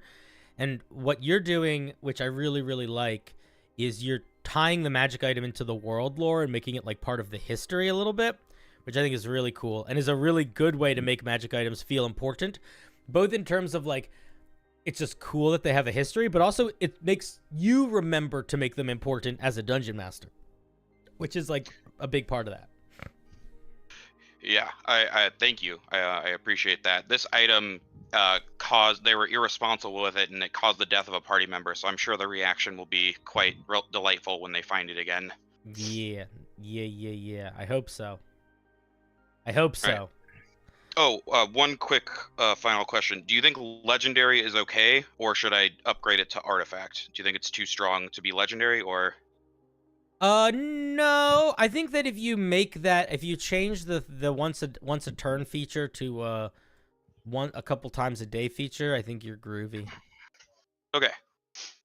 Yeah. All right, man. All right. Thank you. Yeah, man. Thanks for sharing. Really solid little cursed item. All right. Appreciate it. Click. All right, that was the Goob, aka Josh.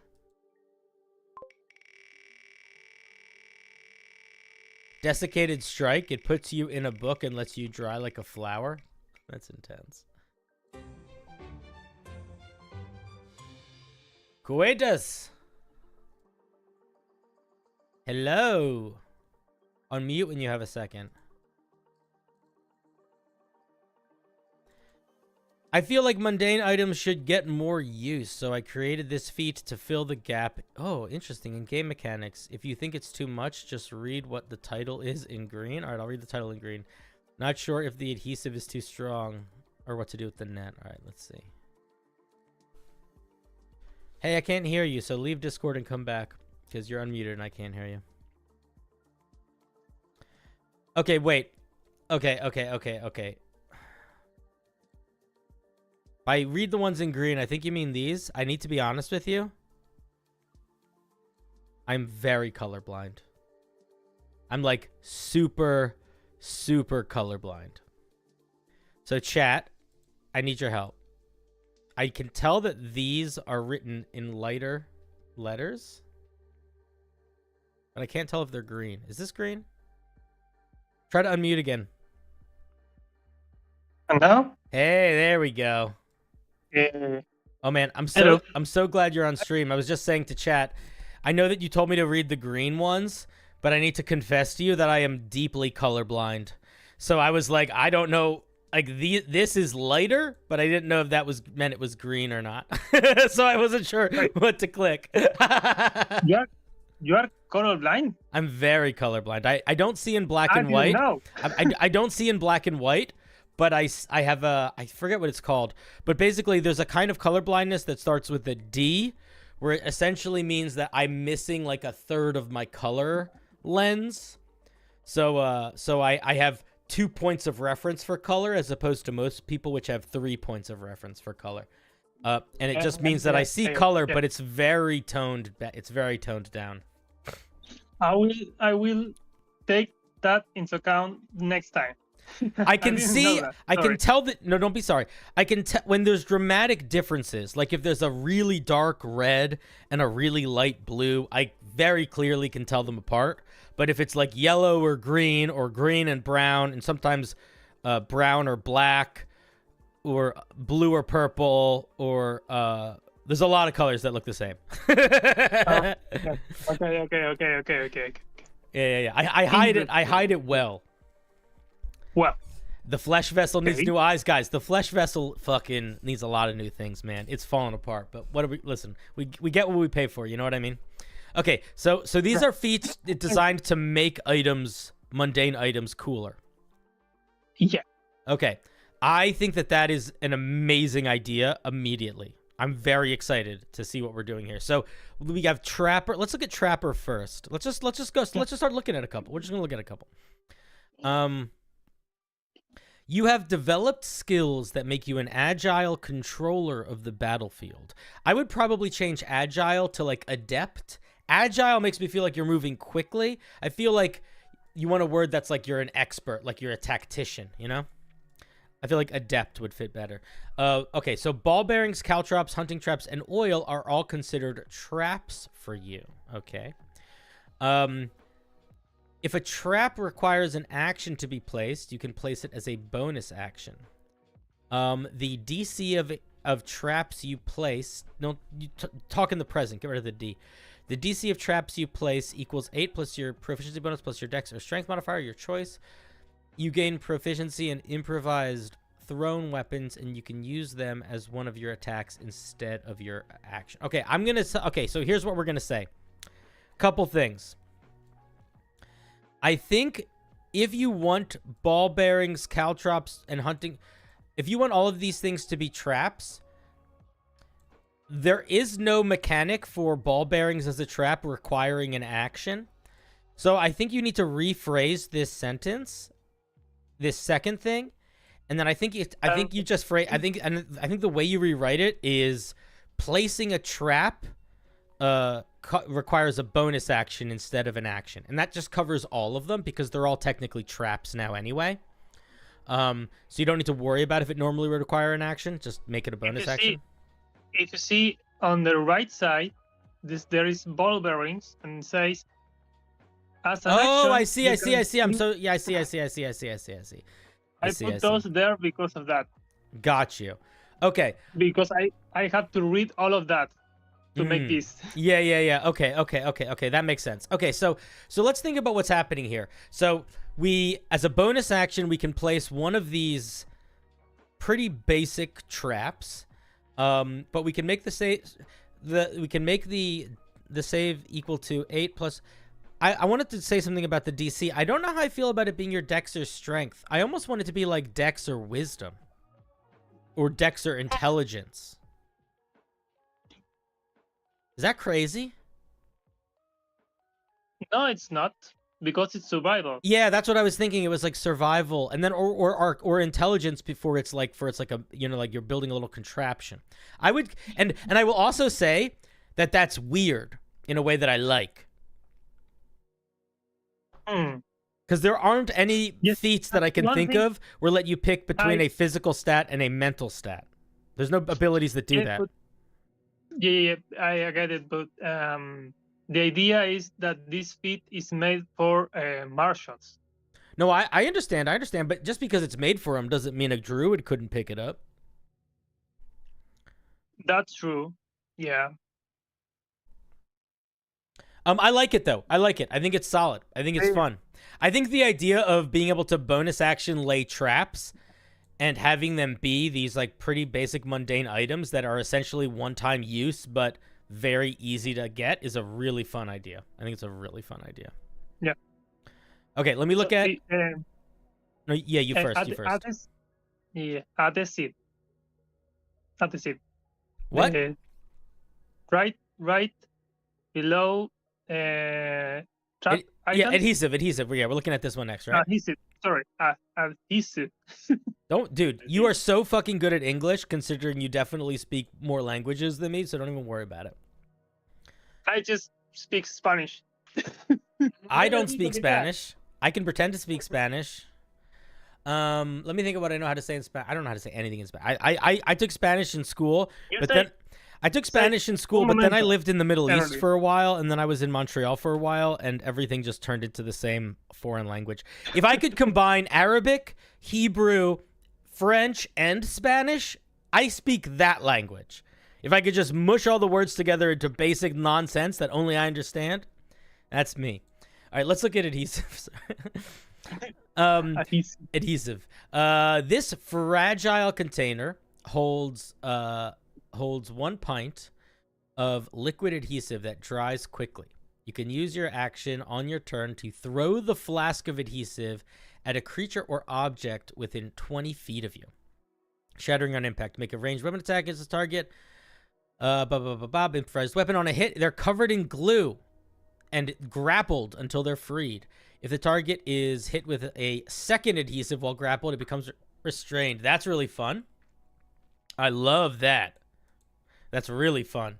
You can also pour a flask on the ground to create a 5-foot area of like glue, a big old glue trap, basically. If a creature or object enters the space, it must make a saving throw. It should be a strength save, probably. Or have its speed reduced to 0 until released. Target or creature within 5 feet of it can use action to make a DC 10 strength athletics check to release it. I like it. I think it's good.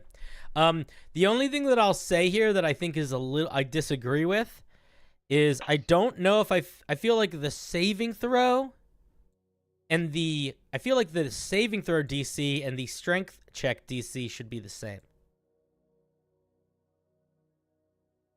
Because they're both the stickiness of the glue, right? It makes sense. In other traps, there is different saving throws, but that in this case makes sense.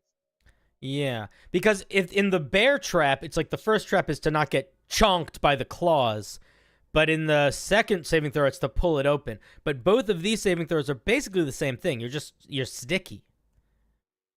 I like adhesive a lot. This is a fun item. I would just regardless of any of the other stuff, I would just put this item in my game. I love the if you use it twice, they get restrained. I really like that. Yeah. That's clever. So, You can do all sorts of goofy shit with that. Yeah, it is really fun. and also, it seems to glue stuff, so it's useful. That's true. You can also just glue stuff. LB, yes. Dex is for saving throws that require you being quick. Strength is saving throws that require you using brute force. I thought that you could avoid stepping into the glue. But yeah, strength makes sense. Yeah, I feel like unless you're jumping over it, you're stepping on it, right? And just stepping quick, you're still gonna get stuck to it. Yeah. So All right, let's look at net. Net, the most powerful item in the game. When you take the attack action on your turn, you can replace one of your attacks with a throw of the net. Sorry, at a creature within 15 feet of you. The target must succeed on a Dex saving throw. See, being quick. Against DC equal to A plus proficiency modifier plus Dex. The target succeeds automatically if it's huge or larger. On a failed save, the target has the restrained condition until it is released from the net. The target or a creature within 5 feet of the target can use its action to make a strength check. Here, see, this is where it does make sense to do it. Releasing it on a success. So, what is the change here that I'm missing? Because I don't remember what a net does. So, what did you add and make? What did you make different here? The net first is a weapon. It's not a adventure gear. Ah. And it's a ranged weapon. So if you have to use it 5 feet away, if you have disadvantage. Ah. But it has a range of 5 feet, short range, 15 feet, long range. So you always roll with the disadvantage. So this is a saving throw. That is the change. I kind of base it around 1 D&D nets that change it. And also it's an attack, not an action. Yeah. Okay, I like that a lot. I don't one last thing. I don't there is a spell called Catapult, and if you use glue as a projectile, it triggers it. I don't know how to put that in the text, but yeah. Say that one more time. Catapult, the spell. Yes. If you use glue as a projectile, it triggers it. So you deal damage and also grapple them. And you can use oil and other traps with catapult. Yeah, that's fucked up. That's fucked up. I use that I use that combo with acid. That's really it's cool. really fun. That's really cool. All right, man. I like this. This is fun. I think these are solid. I feel like this is one of those things where it's like, this is really good homebrew. I don't even know if I linked to this. Chat. This is really nice. Chat. All of you should try using this. This is the kind of homebrew that I like, where it's like, how can I take the things that are in the game and make them so like everyone has more fun ways to use them?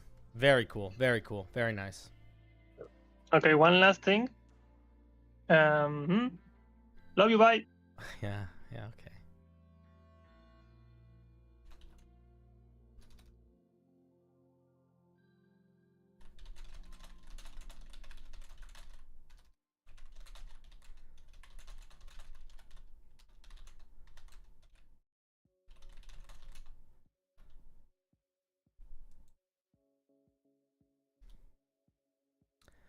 Guys, I'm sorry. I gotta calm down for a second. I just got a crazy Discord message and my brain broke for a second.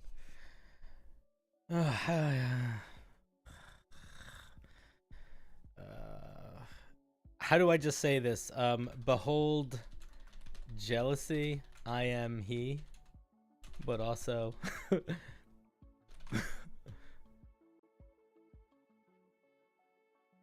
Yeah, I'll say, behold jealousy, I am he.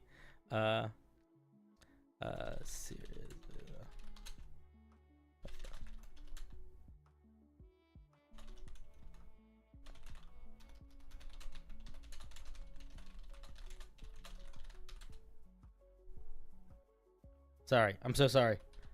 I can't even say what I'm. Secrets, I hate them.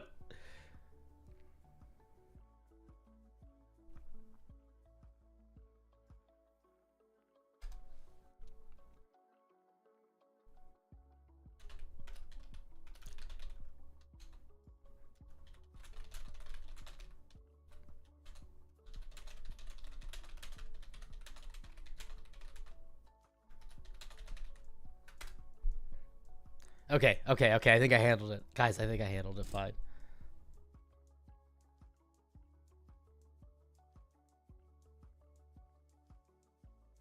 Well, no, I didn't.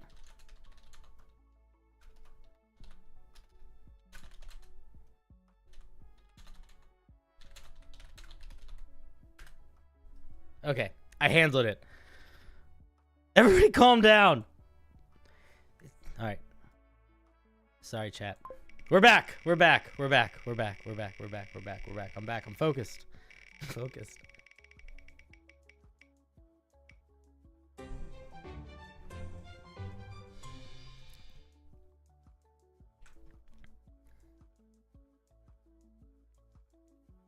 Okay.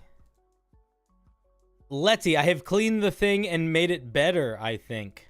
All right. I have no idea what we're talking about. Did you guys watch my brain break?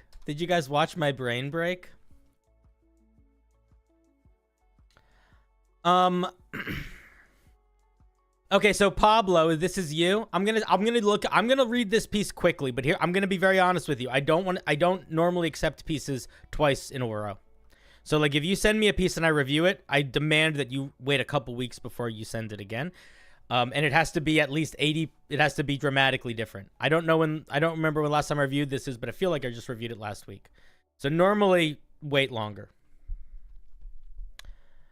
Why is this so long? I don't know.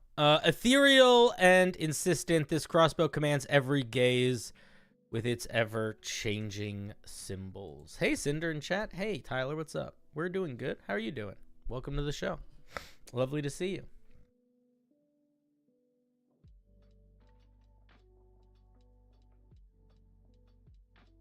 Okay. Dramatic premonition. On your first attack of the day, with this weapon, a number of creatures equal to your proficiency bonus that haven't gone in initiative yet are forced to make a wisdom saving throw. On a failure, they get foreshadowed. We're going to fix this. Whenever you hit a foreshadowed creature with this weapon, when the creature moves, it gains 10 feet free movement in your direction. Whenever you miss a foreshadowed creature with this weapon, whenever that creature targets you with an attack, it adds your attack modifier instead of its own. I don't understand what is this trying to do? First of all, the language here is very confusing. Just straight up confusing.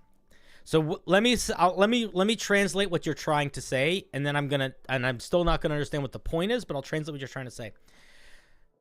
The first time you make an attack, after a long rest, the first time you make an attack, you can target a number of creatures you can see equal to your proficiency bonus that have not gone in initiative yet. But the thing is, making an attack doesn't require initiative. So here's how you say that. When you roll initiative, pick a number of creatures you can see within 60 feet of you, equal to your proficiency bonus, that have not gone yet in the initiative order. Period. Whenever you hit one of these creatures with a weapon attack, that creature can move 10 feet towards your direction. Whenever you miss one of these creatures with a weapon attack, that creature can use its reaction to make a single weapon attack against you using your own attack modifier instead of its own. That's how you phrase that. And then at the end, you say, once you use this feature, you can't use it again until the next day at dawn. None of this is good. I don't know if that's intentional or not, but this is all bad. Narrative resolution. I don't know if you intend this to be a bonus, but this is like a curse item vibe.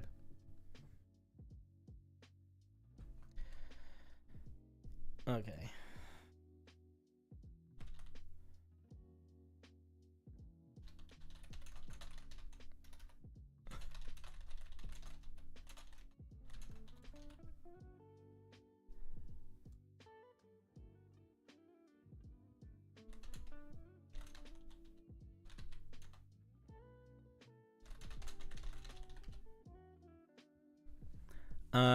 Okay. Narrative resolution. You have advantage against any foreshadowed creature. Advantage on what? And you can add a d4 to the attack or damage roll. Advantage on what? So you have advantage on attack rolls and you can add a d4 to the attack or damage roll? I wouldn't do both. Both feels like overkill. Both feels like overkill. I would probably drop the bonus.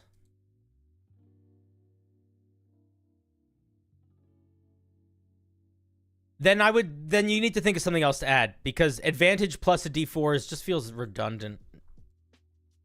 Just feels like too much. Feels too one note. It's not really high risk, high reward. It's low risk, high reward.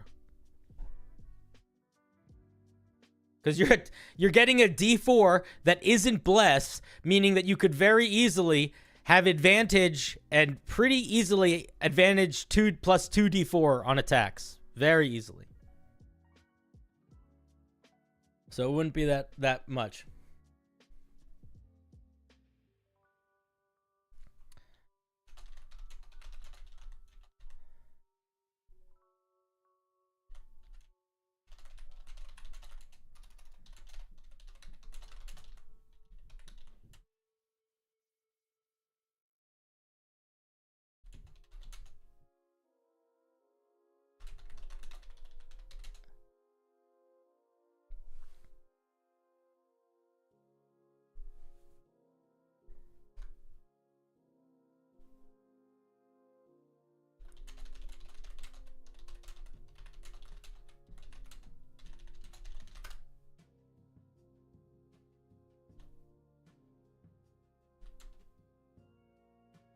My dumb rambling.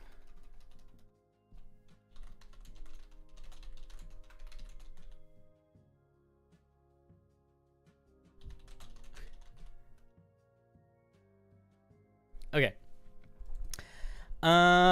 Let's see. Not seeing a future, it's foreshadowing. I don't understand the terminology. How does knowing the future get you hit? Chekhov says you got a gun, you got to use it. I still don't see how this is related to Chekhov's gun either. Yeah, I mean, it's not really related to Chekhov's gun. Chekhov's gun as an idea is more like you see a thing means the thing will happen. This is sort of like you use a weapon and if it doesn't work, things get worse. And if you do, but it makes it easier for it to work. Which I think is a neat idea. I like that idea as a weapon. I don't know if it's Chekhov's gun weapon.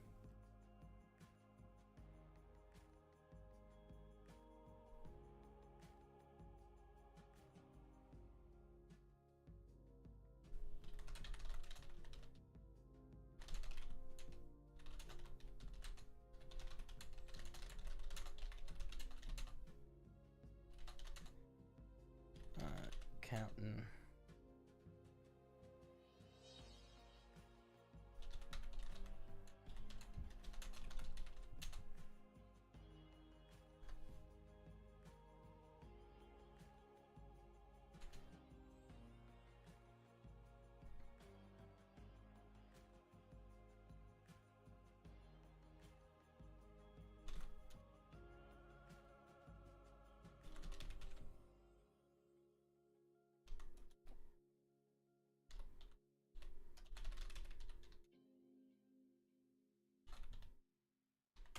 Okay, sorry.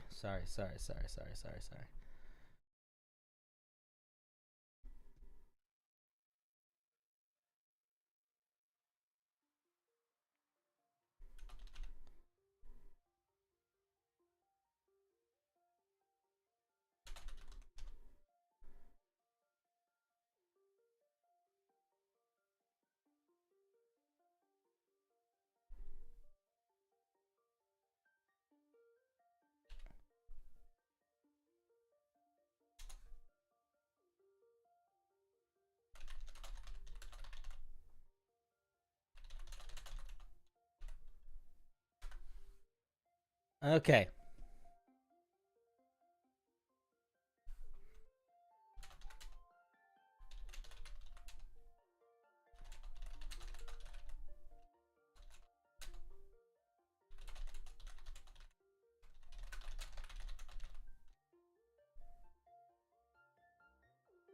Okay. Guys, my brain has broke. My brain has broke. I'm so sorry. Chekhov's gun. Fun idea. I don't know if it's Chekhov, but I like it. You're witnessing brain breaking.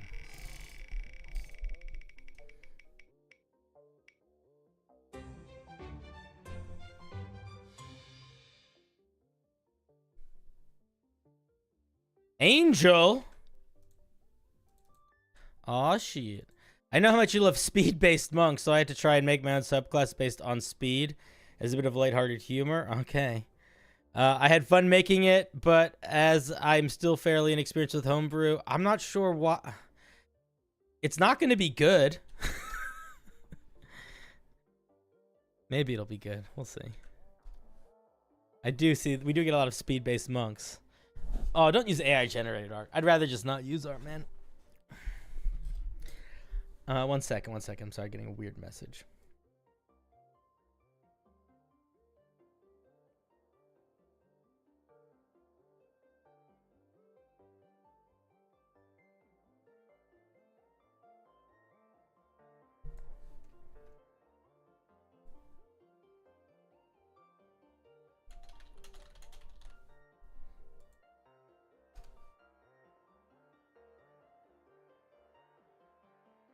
I see it's a speed barbarian. What is the CinderBlocksally sign supposed to be? What sign? What are you talking about? You lost your goddamn mind, LB. You've lost your goddamn mind. All right, let's take a look at this. Yeah, I see it's a barbarian. I'll be honest. As soon as I saw that it wasn't a monk, I actually stopped being upset. I was just sort of egging it on.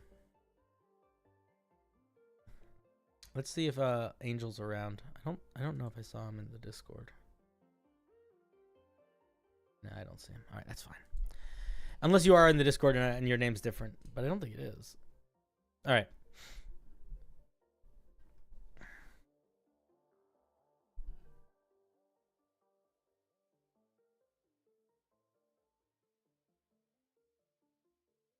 Oh my God.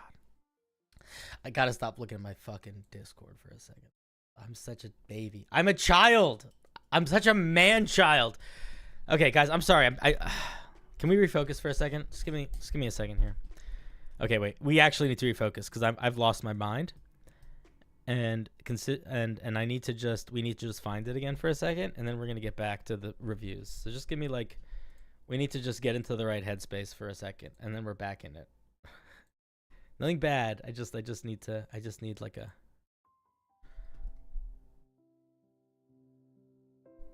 Okay. Okay, let's just focus for a second, guys. Okay. That was too loud. Okay. You guys good? We good? We good? How we feeling out there tonight? Are we jealous that we're not going to Gen Con? I literally couldn't be more jealous that I'm not going to Gen Con. I wish I had a crush. I'm overwhelmed with jealousy. I am a sea of envy. A sea of envy. So we're just gonna take a deep breath. Okay, it's gonna be okay. We'll go another time. We can go. This doesn't need to be the only time we go to Gen Con. We'll get there. We live and we learn. It doesn't matter that all of our internet friends are going. It doesn't matter. It doesn't matter that all these cool new connections could be happening that I'm not being a part of. Because I didn't realize that it was going to be the kind of thing where people wanted me to say your name. Why, Johan? Why? Why do you want me to say your name? All right. All right, I've refocused. That was all I needed. You want me to say it again? You got to pay me.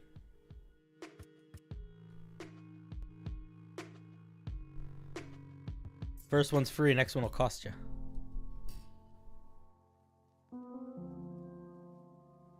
Because he speaks Arabic and wants money?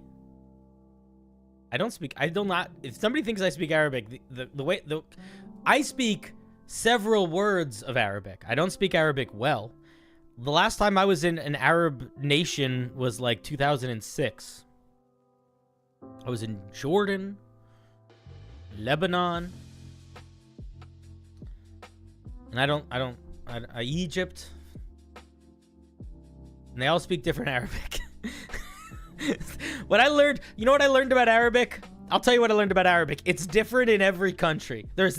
Arabic is not a language. There's like the Arabic that everyone learns, and then there's like local Arabic. And local Arabic is the one that matters. And it's the one that you don't learn. All right.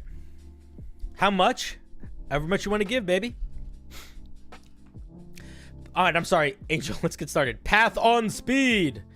Barbarians who follow the path of speed.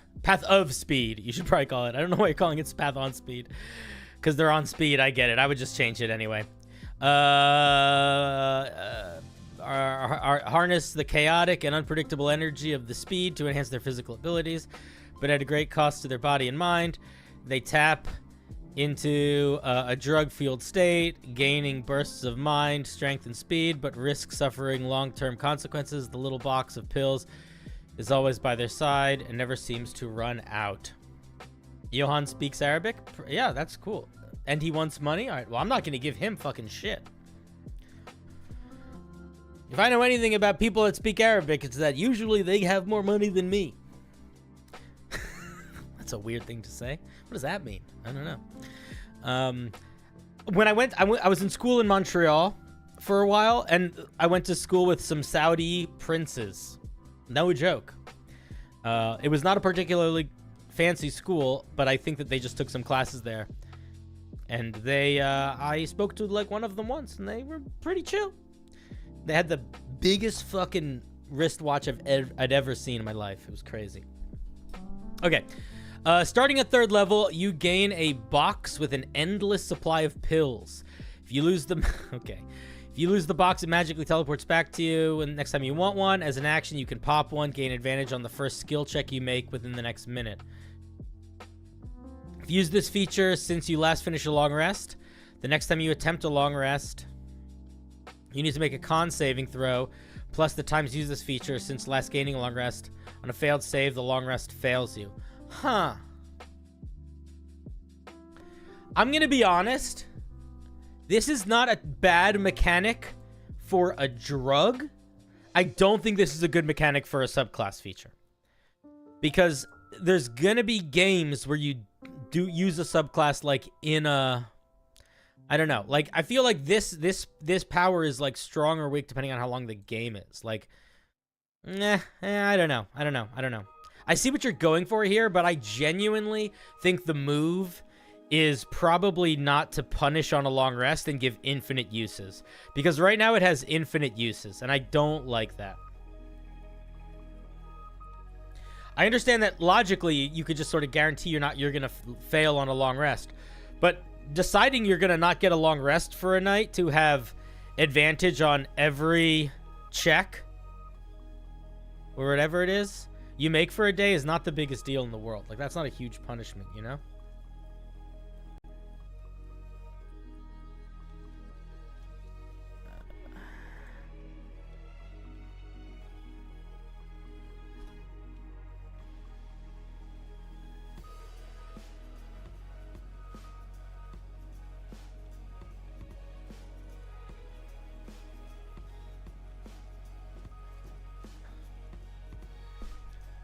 Okay. This pairs well with the coffee lock. Yeah. If you don't long rest, you get exhaustion in some groups. Yeah, that's usually what happens. But one level of exhaustion is not a big deal. Like, that's what I'm saying.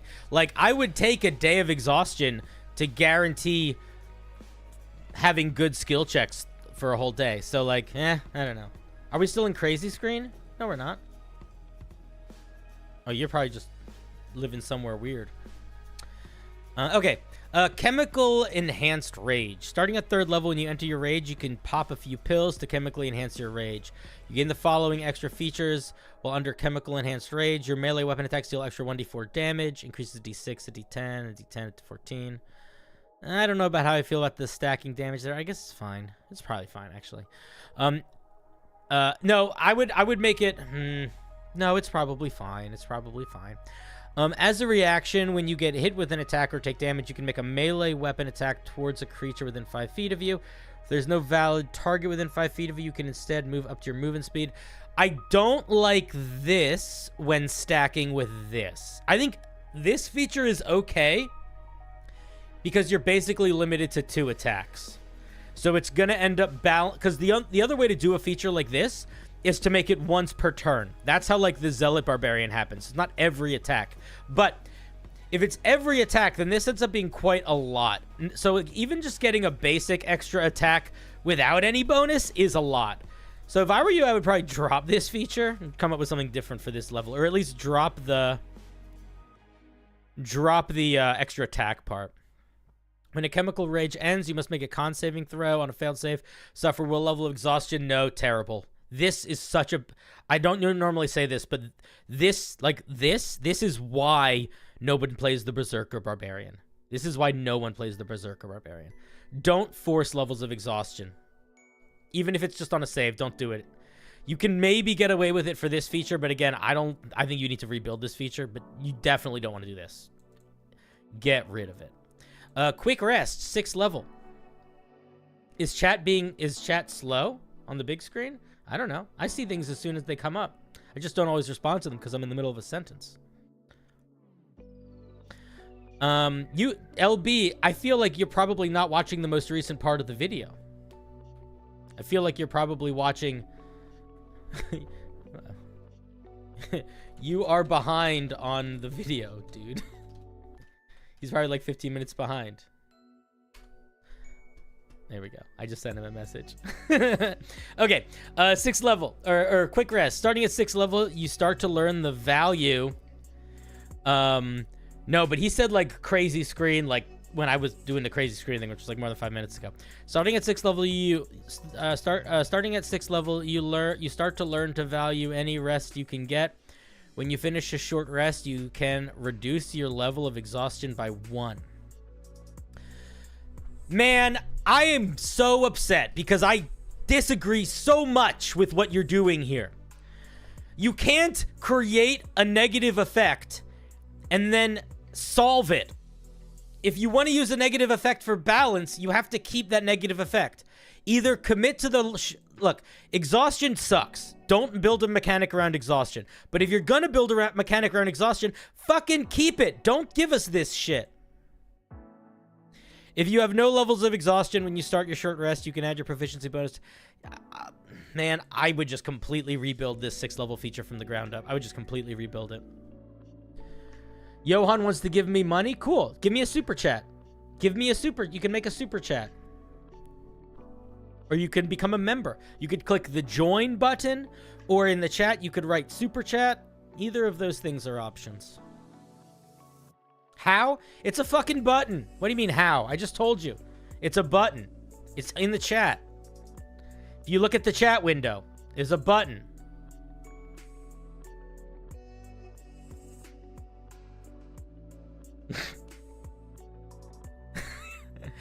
I can't help you not. I can't help you find the button, man. You gotta find it. Accelerated metabolism. Starting at 10th level, your innards harden as your life has been completely consumed by drugs.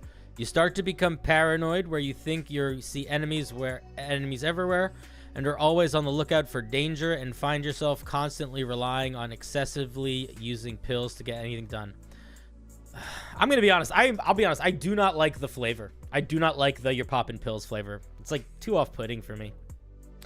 You gain the following features. You become resistant to the poison, have advantage on saving throws against being poisoned, proficient in perception. And then expertise if you're already proficient. Any skill check where you don't use the little white pills feature now gives you disadvantage. When you start a long rest, you can choose to skip Constitution saving throw in the little white pills feature by sacrificing hit points and hit die that you would have recovered when you finished that long rest. By sacrificing hit points and hit die that you would have recovered that long rest? What does that mean? Does that mean you're taking damage equal to the amount of hit points you would have gotten back?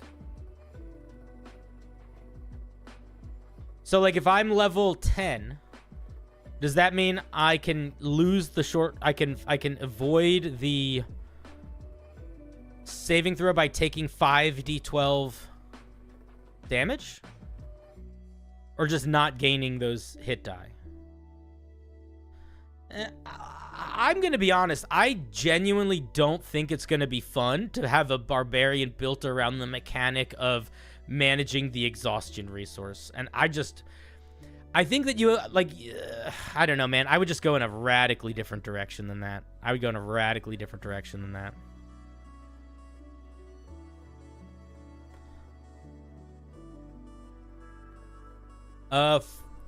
Yeah, I don't have much to say. Like, I'm not buying it.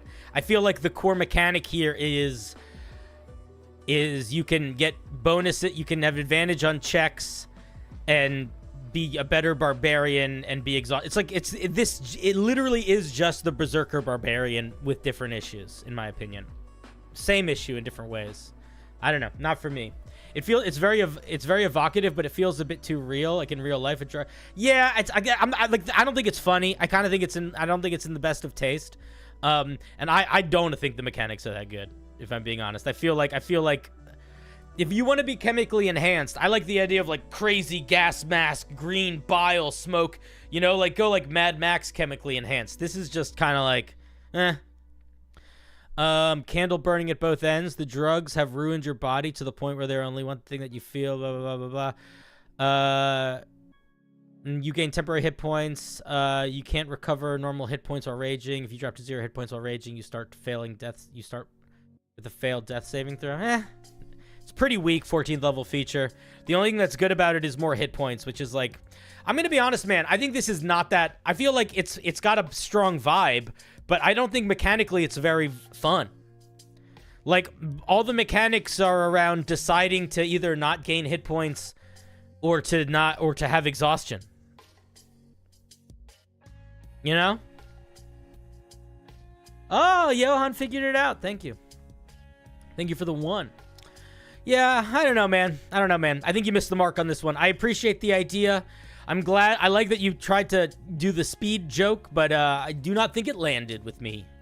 But I do appreciate you sharing. And I would strongly encourage you not to build something around exhaustion. And if you do build something with a weakness, I would not then build the rest of the subclass around avoiding that weakness. That feels like it's like let's build a subclass where it starts with you in a hole, and then the subclass is about getting out of that hole, you know? Let's just start out of the hole.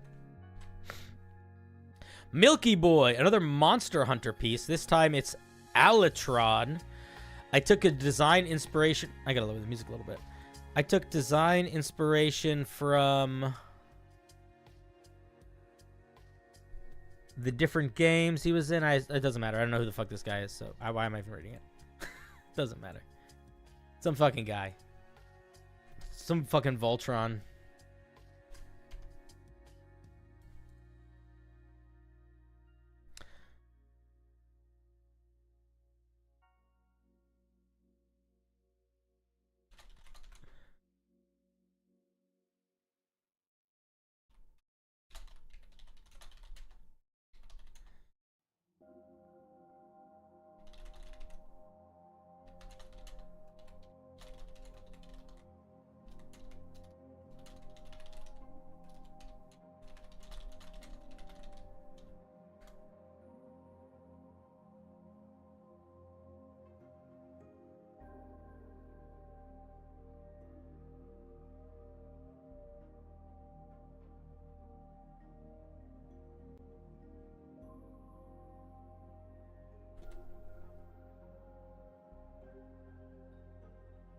Okay.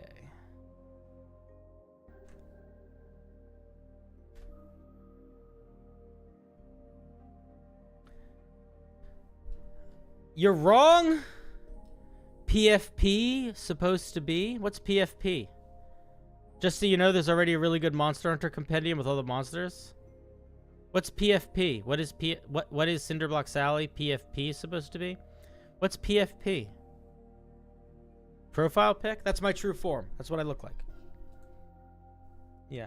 What they say in the chat. That's me. It's a self-portrait. It's not a super accurate self-portrait, obviously.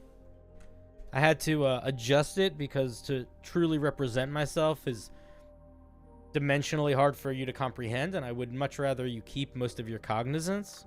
So I have it. I've had it altered into a two-dimensional image, to keep it from alarming you too much.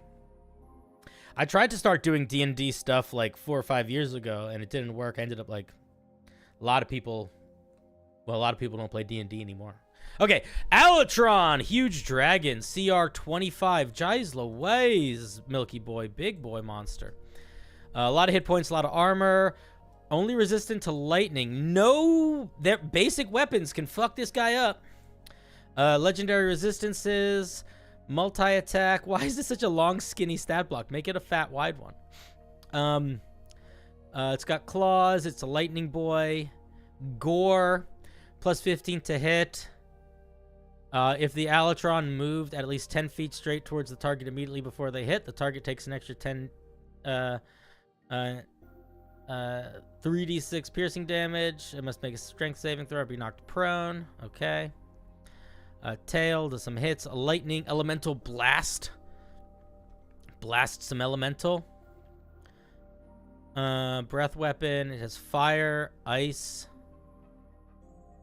Why does it have fire and ice damage and then it's resistant to lightning? That doesn't make sense to me.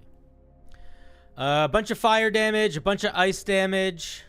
All of these. Okay, I see. They're all recharges already. Elemental shift. The Alatron shifts between the following elements. It can't shift into the element it's already in. Each time it does, it gains a bunch of temporary hit points. Is there any gravity monsters? I'm not sure. Just like you can't depict a third-dimensional object in one-dimensional space, you can't depict a four-dimensional creature in two. Exactly. Thank you for the gifted sub, Azalis. Very nice. Thanks for the feedback.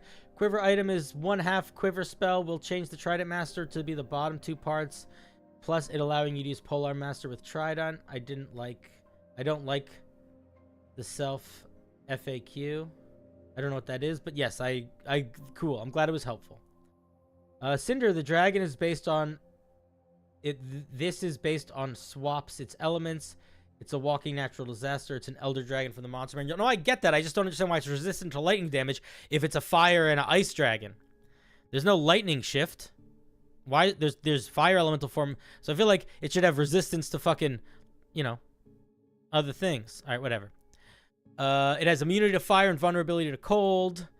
It does fire damage. Creatures take fire damage. Opposite immunities and vulnerabilities, cold damage. Movement speed decrease. I like that. Let's see. Lightning surge. Up to 4 creatures that can see within 60 feet of it. Take some lightning damage. Fire explosion.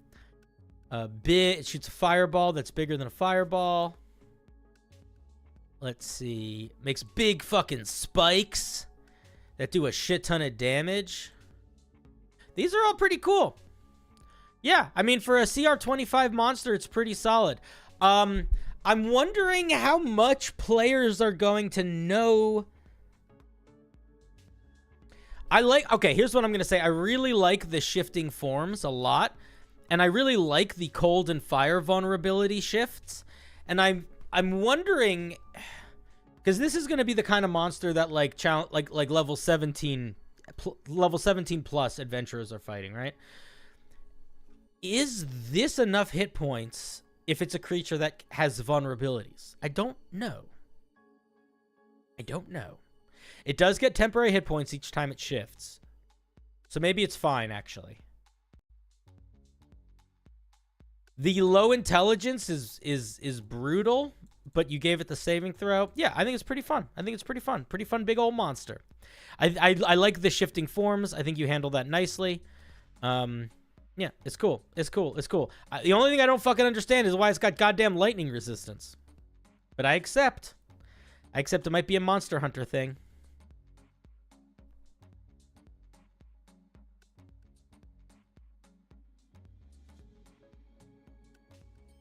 Might be a friggin' Monster Hunter thing. All right, Milk Boy, thank you.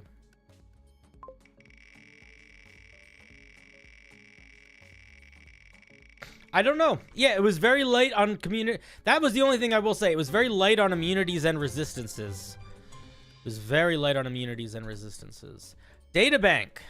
Non-legendary sentient cursed item. Please read the first page. Databank, I'm going to be so fucking honest with you. I'll read the first page, but if the first page is instructions, bitch, I'm not reading it. I'm going to look at this item. I don't care if this is the right or non item right. I want the instructions in here. I'm going to actually say something to you specifically, Databank, because I've literally had this conversation with you before.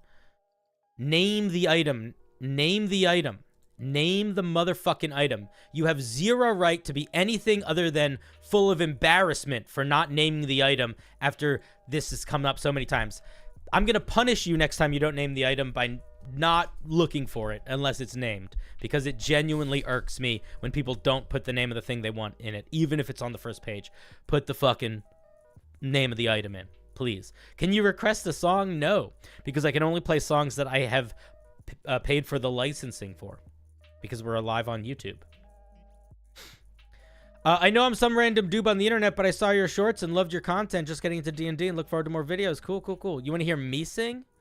You got to pay me a lot more than a couple bucks for that, baby boy. Dark Souls Blade. Rare short sword. This dark obsidian blade crackles with dark power. Don't use the word dark twice in one sentence. Come on.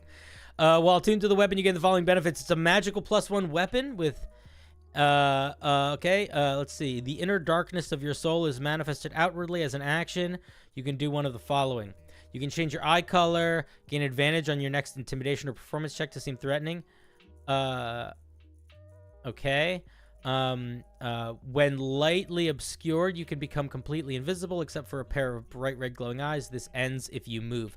Does it end if you attack? It should probably end if you attack as well, or cast a spell. Wide swing. The way you attack frightens others. Can you play the party song you used to for donations? What song? I genuinely don't know what song. And this is, by the way, you're paying me for me to read the question out loud. You're not paying me to guarantee that you're doing this. I don't know what fucking song. The song at the end? You want to hear it right now? But we're in the middle of a review. We can listen to it, I guess. Can we do it after this? Is that what song you're talking about? I don't know what song you're talking about. Tell me what song you're talking about. You mean the song that I played during the credits? Because it's not a party song. The party song you used to for donations? I don't remember. Yeah, okay, I see. You're asking for different songs, friends. Let me finish reading the item.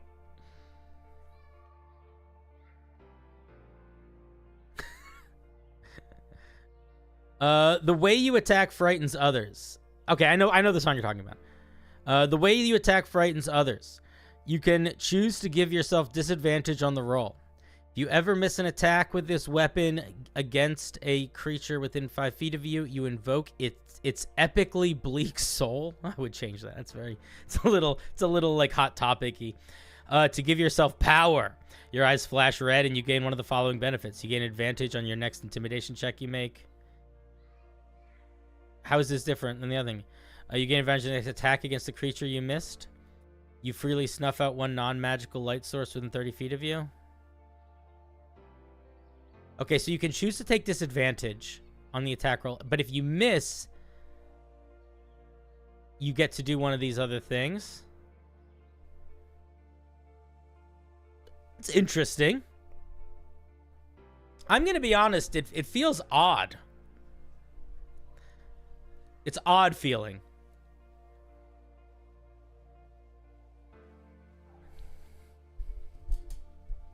Not the song at the end? A song at the end? What the fuck are you talking about? Saucer Bomb, I appreciate that you just gave me $10. It's very kind of you. I have no idea what the fuck you're asking for. So I don't know what to tell you. Like when you sing at the start of stream sometimes, can you end the stream with a lip sync? Oh. I usually keep those for the call-in shows, but we'll see. Tentative maybe on that. I will also say I'm gonna be ending stream at around 7, but then I'm gonna be streaming again at 8. I'm just taking like an hour off because I need to like eat some food and take a break. Maybe we'll see. Okay, so you can use an action to do one of these, and if you can choose to attack with disadvantage to do one of these. It's an interesting idea. I don't know how I feel about it. I don't mind you choosing to attack with disadvantage.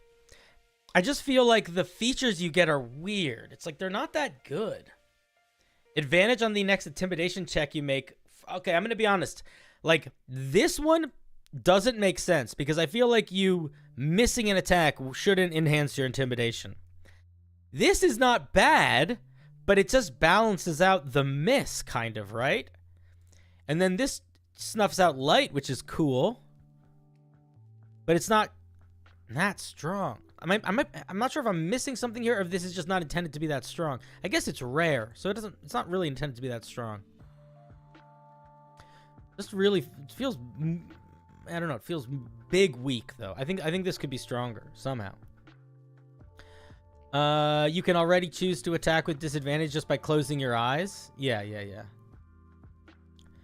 You want music that'll keep you awake? I need music that I can talk to.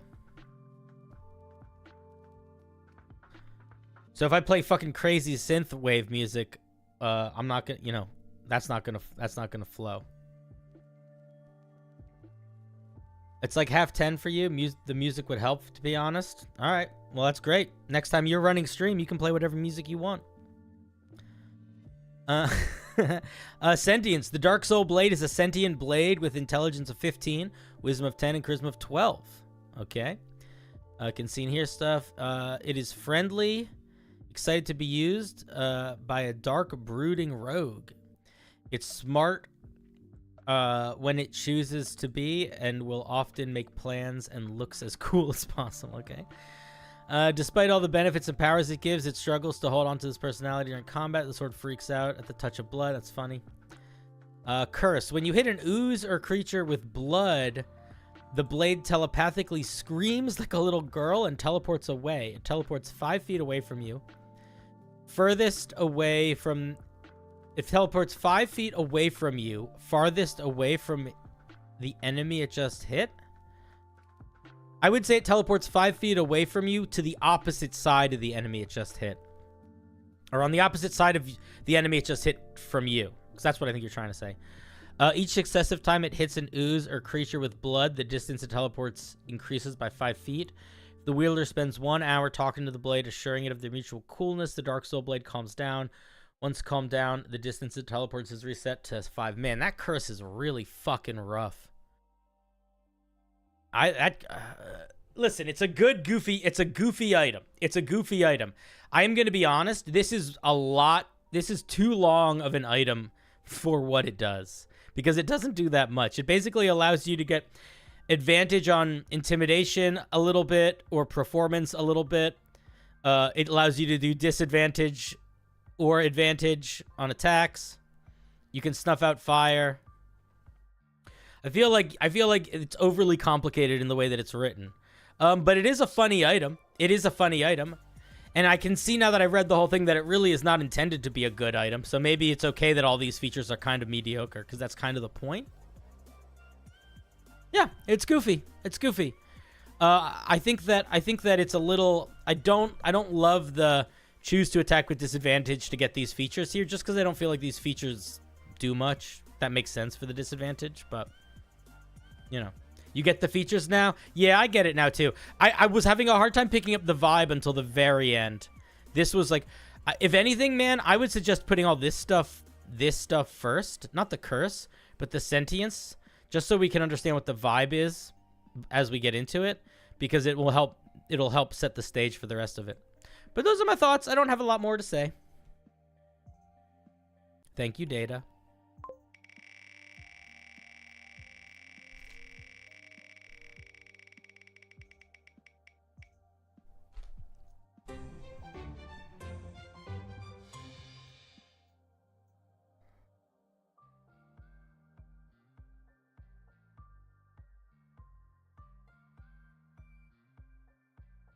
Okay.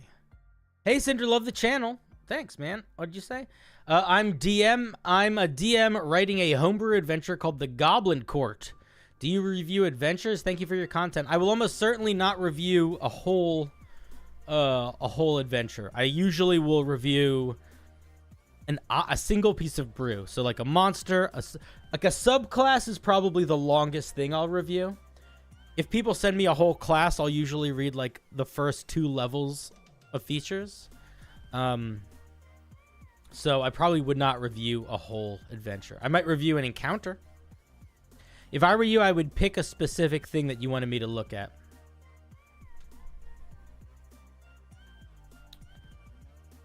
A page of brew, but even a page of brew, it's like not a full page of text. A full page of text is a fucking lot. This is my first homebrew piece. Coder, are you coming on stream? Let me see.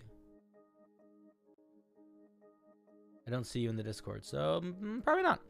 This is my first piece of homebrew that I've made, and I am sharing. Thank you for sharing. I want to make sure the mechanics are all fine balanced so that the themes and the subclass spells are all solid. All right, let's see what we're looking at here. Very curious to see. Yo, I'm new to the streams. What does a guy need to do to get some general homebrew advice? Do I need to donate?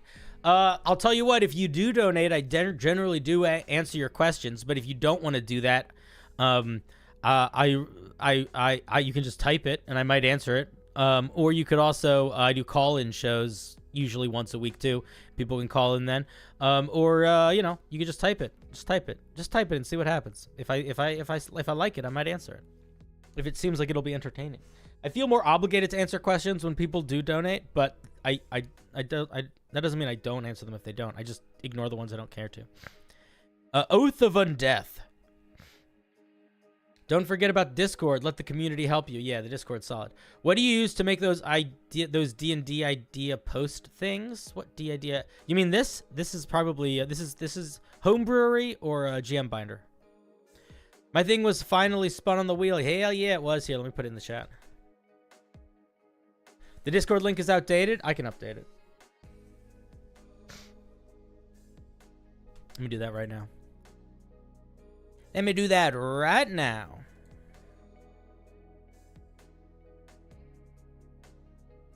And then Coder will dive into your piece. It's not updated. You might just be banned.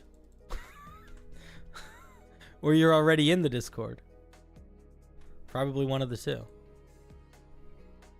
It's the Discord. I made it. Wait, maybe I made it to the wrong thing. Lame. I don't know what to tell you, man. The Discord link works. I just made a new one. It's the same. I'll make it again. You probably said some dumb shit and got banned, or you're already in the Discord. You know what I mean? I don't know what to tell you.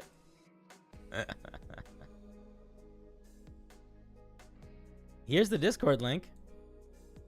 Click it. Try it. See if it works.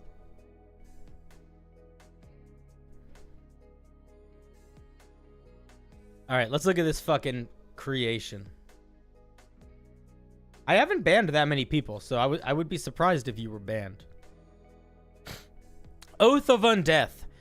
The Oath of Undeath. Those sworn to uphold the Oath of Undeath have found reason to throw away their own mortality to become an eternal bastion.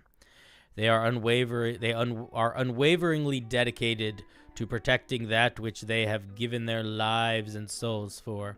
They are often ancient crypt-bound heroes said to return in dire times, or guardians of ancient evils that were sealed away. Those who take this oath are not necessarily good. Some take this oath in servitude of powerful evil undead in order to gain immortality to their side. Okay. Perseverance. No matter how many times you are struck down, you will rise again. Your will is unending, excuse me. Vigilance. You will watch over your ward until the world itself turns to dust. Your honor requires nothing less. Retribution. Those who trespass against you shall be made to repent. You shall bring penance. All right. A little vague language on the oaths, but I think that that's okay. I don't think that's the biggest deal.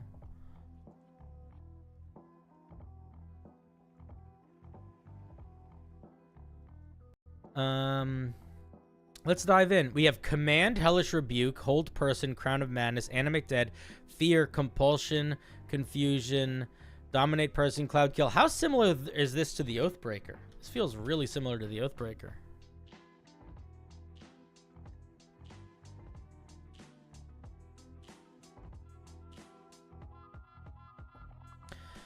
I would change your spell list. Look how similar this is to Oathbreaker. I see a lot of similar spells. A lot. So I think you need to. I think you need some new spells. Don't make this the Oathbreaker Paladin. Get rid of anything. Get rid of all the Oathbreaker shit. Get rid of Hellish Rebuke. Get rid of Crown of Madness. Get rid of Bestow Curse. Get rid of Animate Dead. Get rid of Confusion. You need new spells. New spells. Channel Divinity. When you take this oath at 3rd level, you gain the following 2 Channel Divinity options. Hellfire Orb, Vitality Siphon. So, are you trying to build a Death Knight? Dance... I mean, it depends on the spell level, man. I'm gonna be honest. I think you gotta get... this... Because to me, this doesn't read like an undead knight. This reads like a Hell Knight. And the Hell Knight kind of is the Oathbreaker. And now I'm seeing Hellfire Orb... So I'm like, did you just make a Hell Knight? Did you just make like a Death Knight? Because that's not what you described here. This is, I mean, here's what I'm going to say. If you're making an evil undead paladin, the thing you need to avoid is being the Oathbreaker. And so far, very Oathbreaker.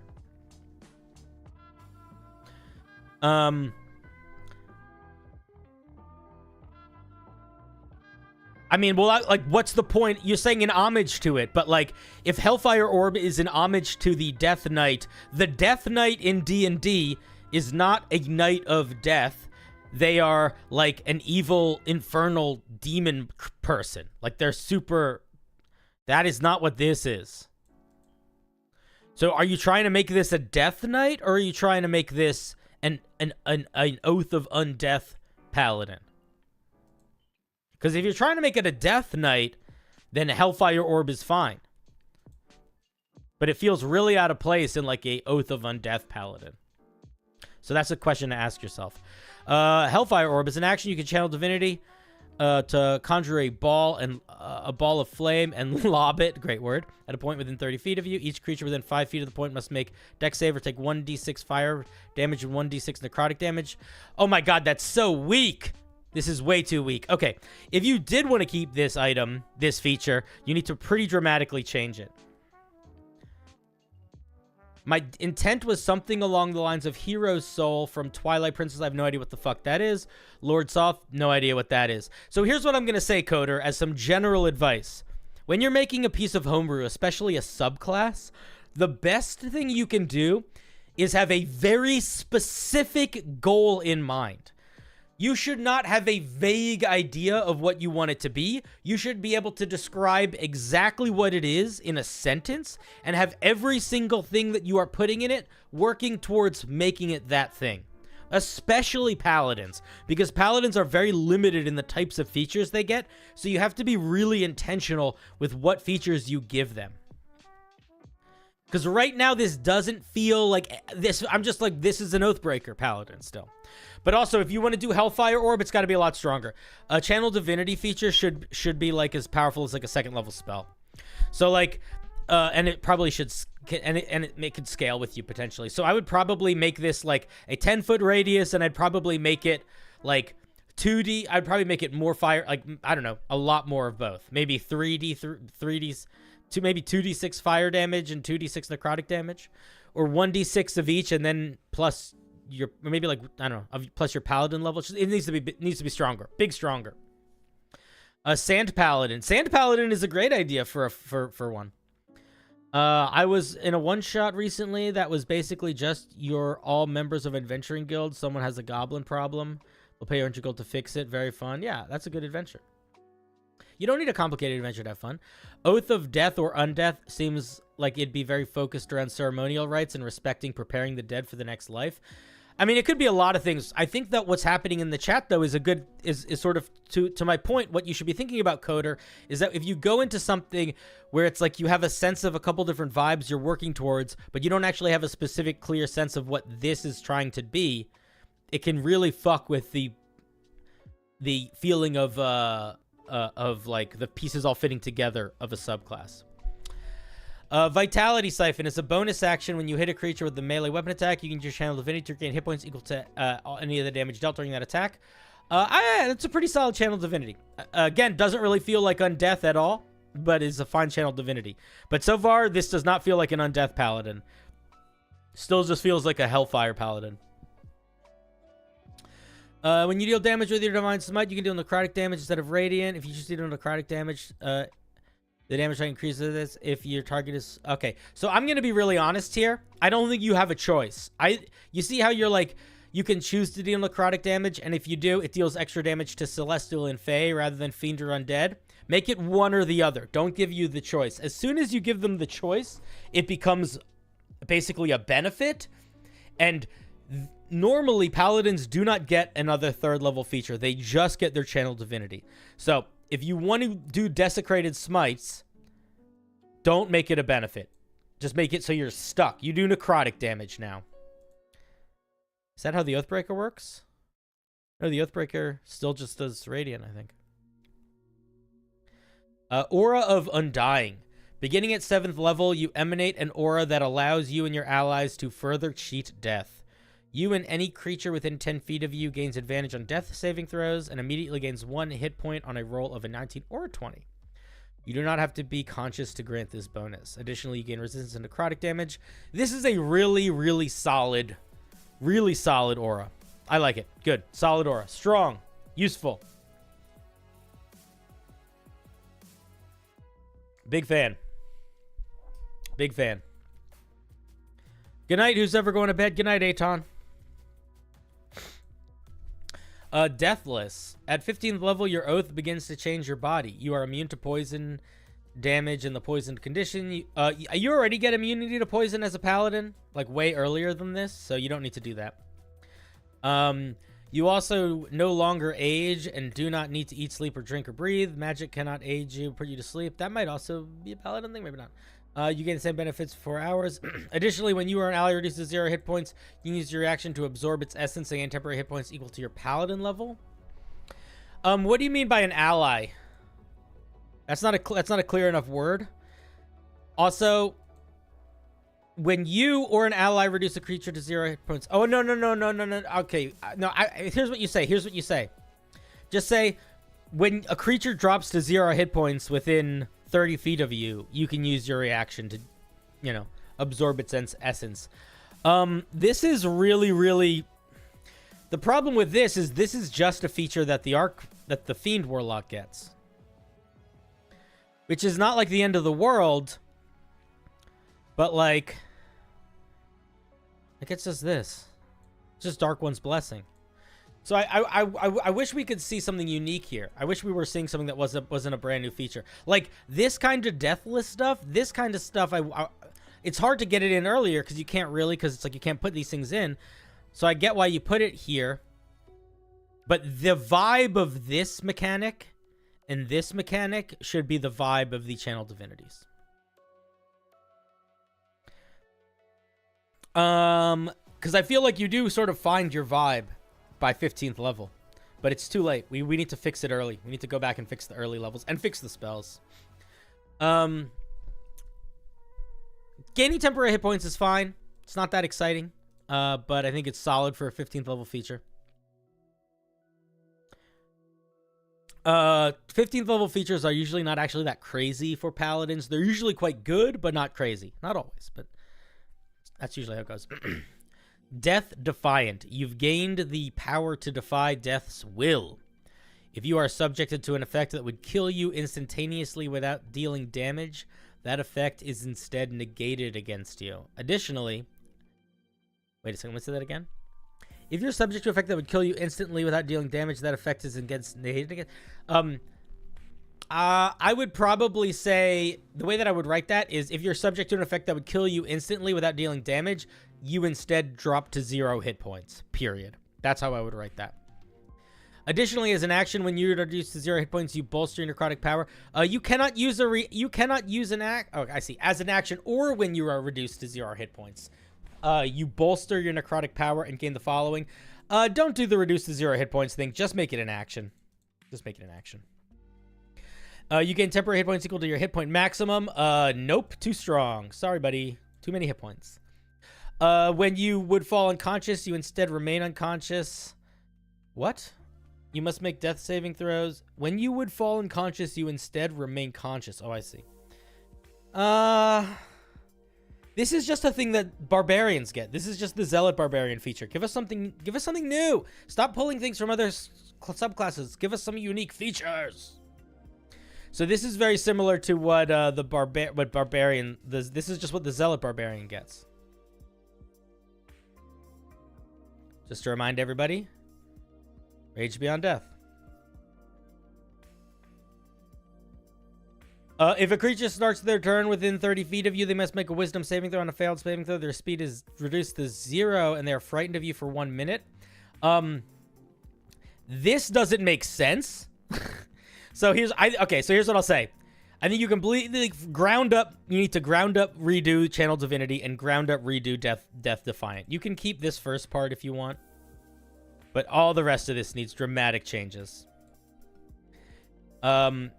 This also, like, this doesn't, I don't think this fits the vibe at all. And if you're gonna do stuff like, say, fear effects that last a minute, creatures need to be able to make saving throws against that. It can't just automatically be a minute. A creature's movement speed and being 0 for a minute and frightened for a minute on one saving throw is way too strong, especially if it's like all creatures within 30 feet of you. That's fucking crazy. So this needs to go. Yeah, so 20th level needs big changes. 3rd level needs big changes. Oath spells need big changes. But everything else is, it's going in a good direction. Those are my thoughts. Hopefully that was somewhat helpful, good coder. Thank you for sharing. Dude, if it's hostile creatures, it's even more too strong.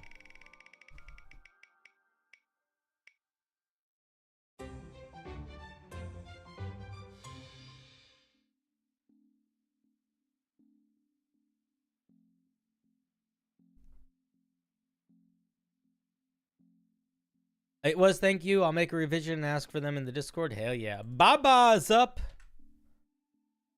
Yeah, for a reminder for folks that are new here, if you send me something to review, I genuinely don't want to see it again. I will look at it again if you send it a couple weeks later and it's like mostly a new piece. But even then, I'm like, I would rather. I'm almost more inclined to just see new stuff because I don't want to be seeing half-finished drafts. I would like to see them when you're ready for them to be redrafted, and then I'd look at it, and then you go with God.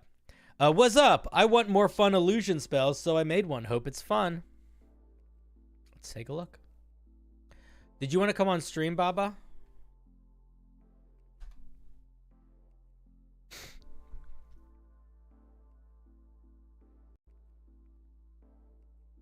Or is this Baba Callie? Which Baba is this? Is this you? If I do you next, you could? I'm just gonna do you now. I hope that's okay. After you get reviewed by Cinder, rely on the Discord. Yeah, I mean, you can send things to me again. I will accept them a second time, but I generally will review them much more quickly and much more harshly. So it can be unsatisfying. Wark's Convincing Escape, 5th level illusion. 1 action, 30 feet, duration 10 minutes, concentration. You conjure brief illusions around up to 10 creatures of your choice in range, creating, don't use the word conjure. They're not brief, just say illusions. They last for 10 minutes. That's not brief. You conjure brief illusions around up to 10 creatures of your choice within range, creating animated imagery that falsely depicts them being teleported away. Huh.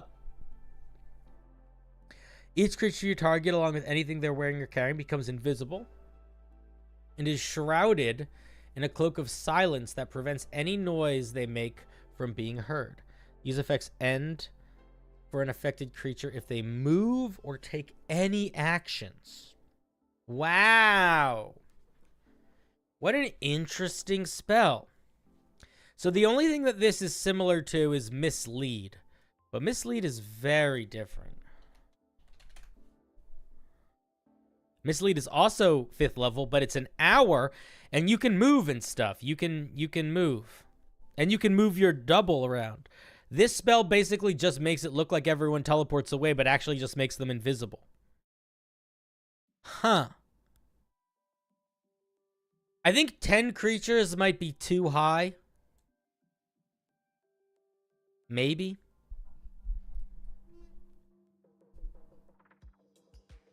I think 10 creatures might be too high. But I do like it a lot. It's a fun idea for a spell, for sure.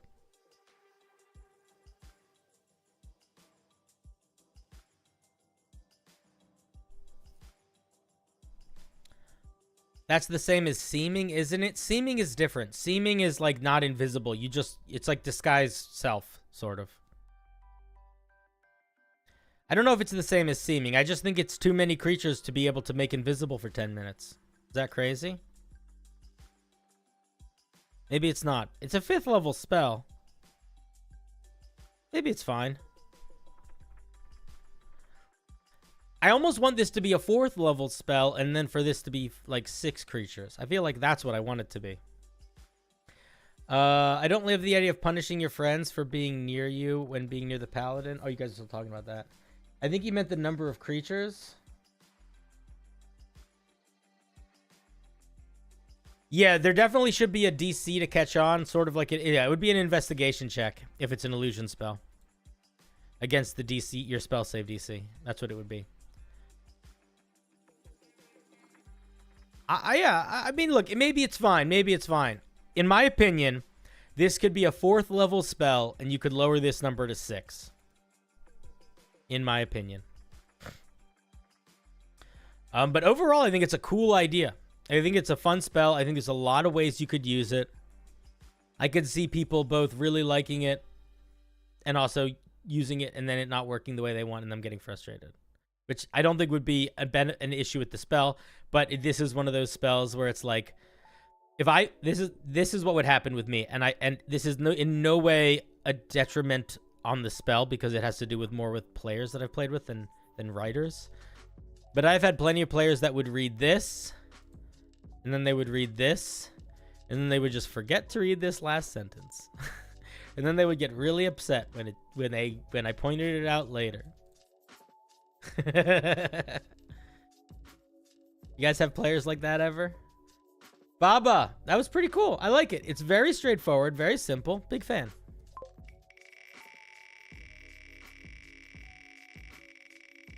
And if that was Baba Callie, then I apologize. We have many people in the chat with different names, and I don't always know who everyone is. So Baba usually is my mod. But if you write your full name next time, that mistake won't happen. Gladriel. I thought it would be interesting to try to make some spells that deal multiple kinds of elemental damage. This is a spell which deals cold and lightning damage. I was struggling to figure out the right amount of damage dive to write, but I want this to be a 3rd level spell. All right, well, don't base it off Fireball.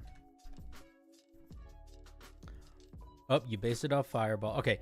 90-foot range, 10-foot radius, 3rd level. You raise your hand towards a target you can see within range. Is it evocation? Yeah. A lance formed of ice, crackling with lightning, launches from your palm towards the target. Make a ranged attack on a hit. The target takes 2d8 piercing damage, and the lance embeds itself in their body.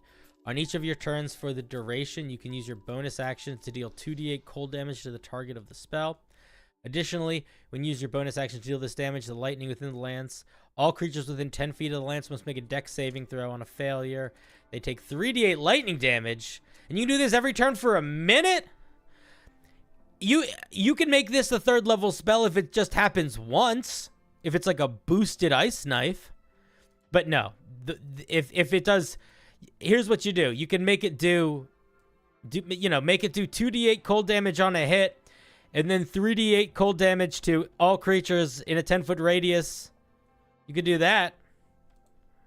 But you can't make it... You can't do an extra 3d8 damage every turn, I think, for a 3rd level spell. It feels like a little too much. Especially on a bonus action. I write fan fiction. I've gotten something similar. The ice hits a single target and lightning hits the area. Hello, all. If I were you, this is what I would do. On a hit, the target takes 2d8 piercing damage and 2d8 cold damage. And then all creatures in a 10-foot radius have to do this or take 3d8 lightning damage. And that's how I would do it.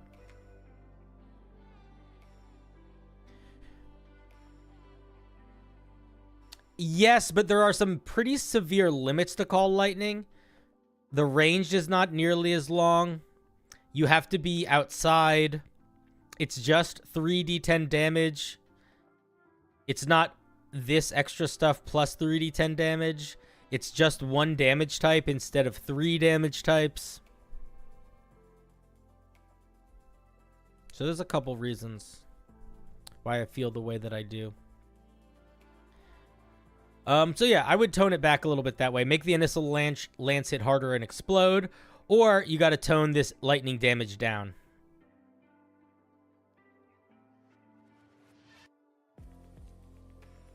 Call lightning is also an action, not a bonus action. Great call, Derek. I knew I wasn't being a crazy person. Do you ever review epic level spells, 10th or 11th? I know this isn't the thing players can do normally. If it's not going to be... I'll say this. I am not opposed to reviewing 10th level spells, but I have no interest in reading one that takes a page to say what it does. I don't think I will... I just don't want to do that. So if you have a 10th level spell that's a reasonable length for a spell, and you want to send it, fine. If you have a 10th level spell and it's a whole page or a whole half page, I don't want to read it. Levin Frost, and you probably should explain how it's used, right? Because how else would you judge how it's used? All right, thank you, Gladriel.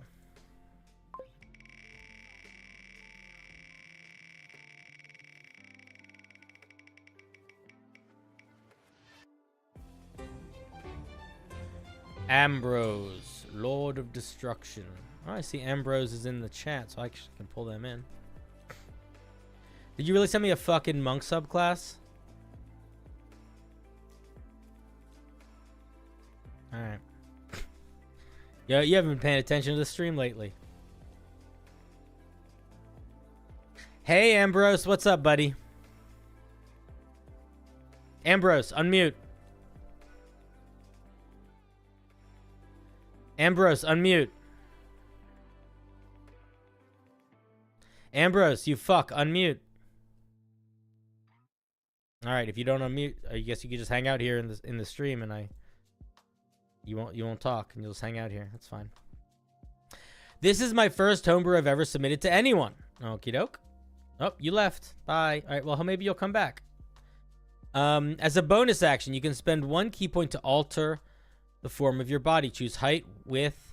Use height or width. What? What do you mean width? You grow 10 feet in height. Your width halves. You gain advantage on intimidation. You have advantage on dexterity checks and saving throws. This is fucking weird. 10 feet in height is a lot.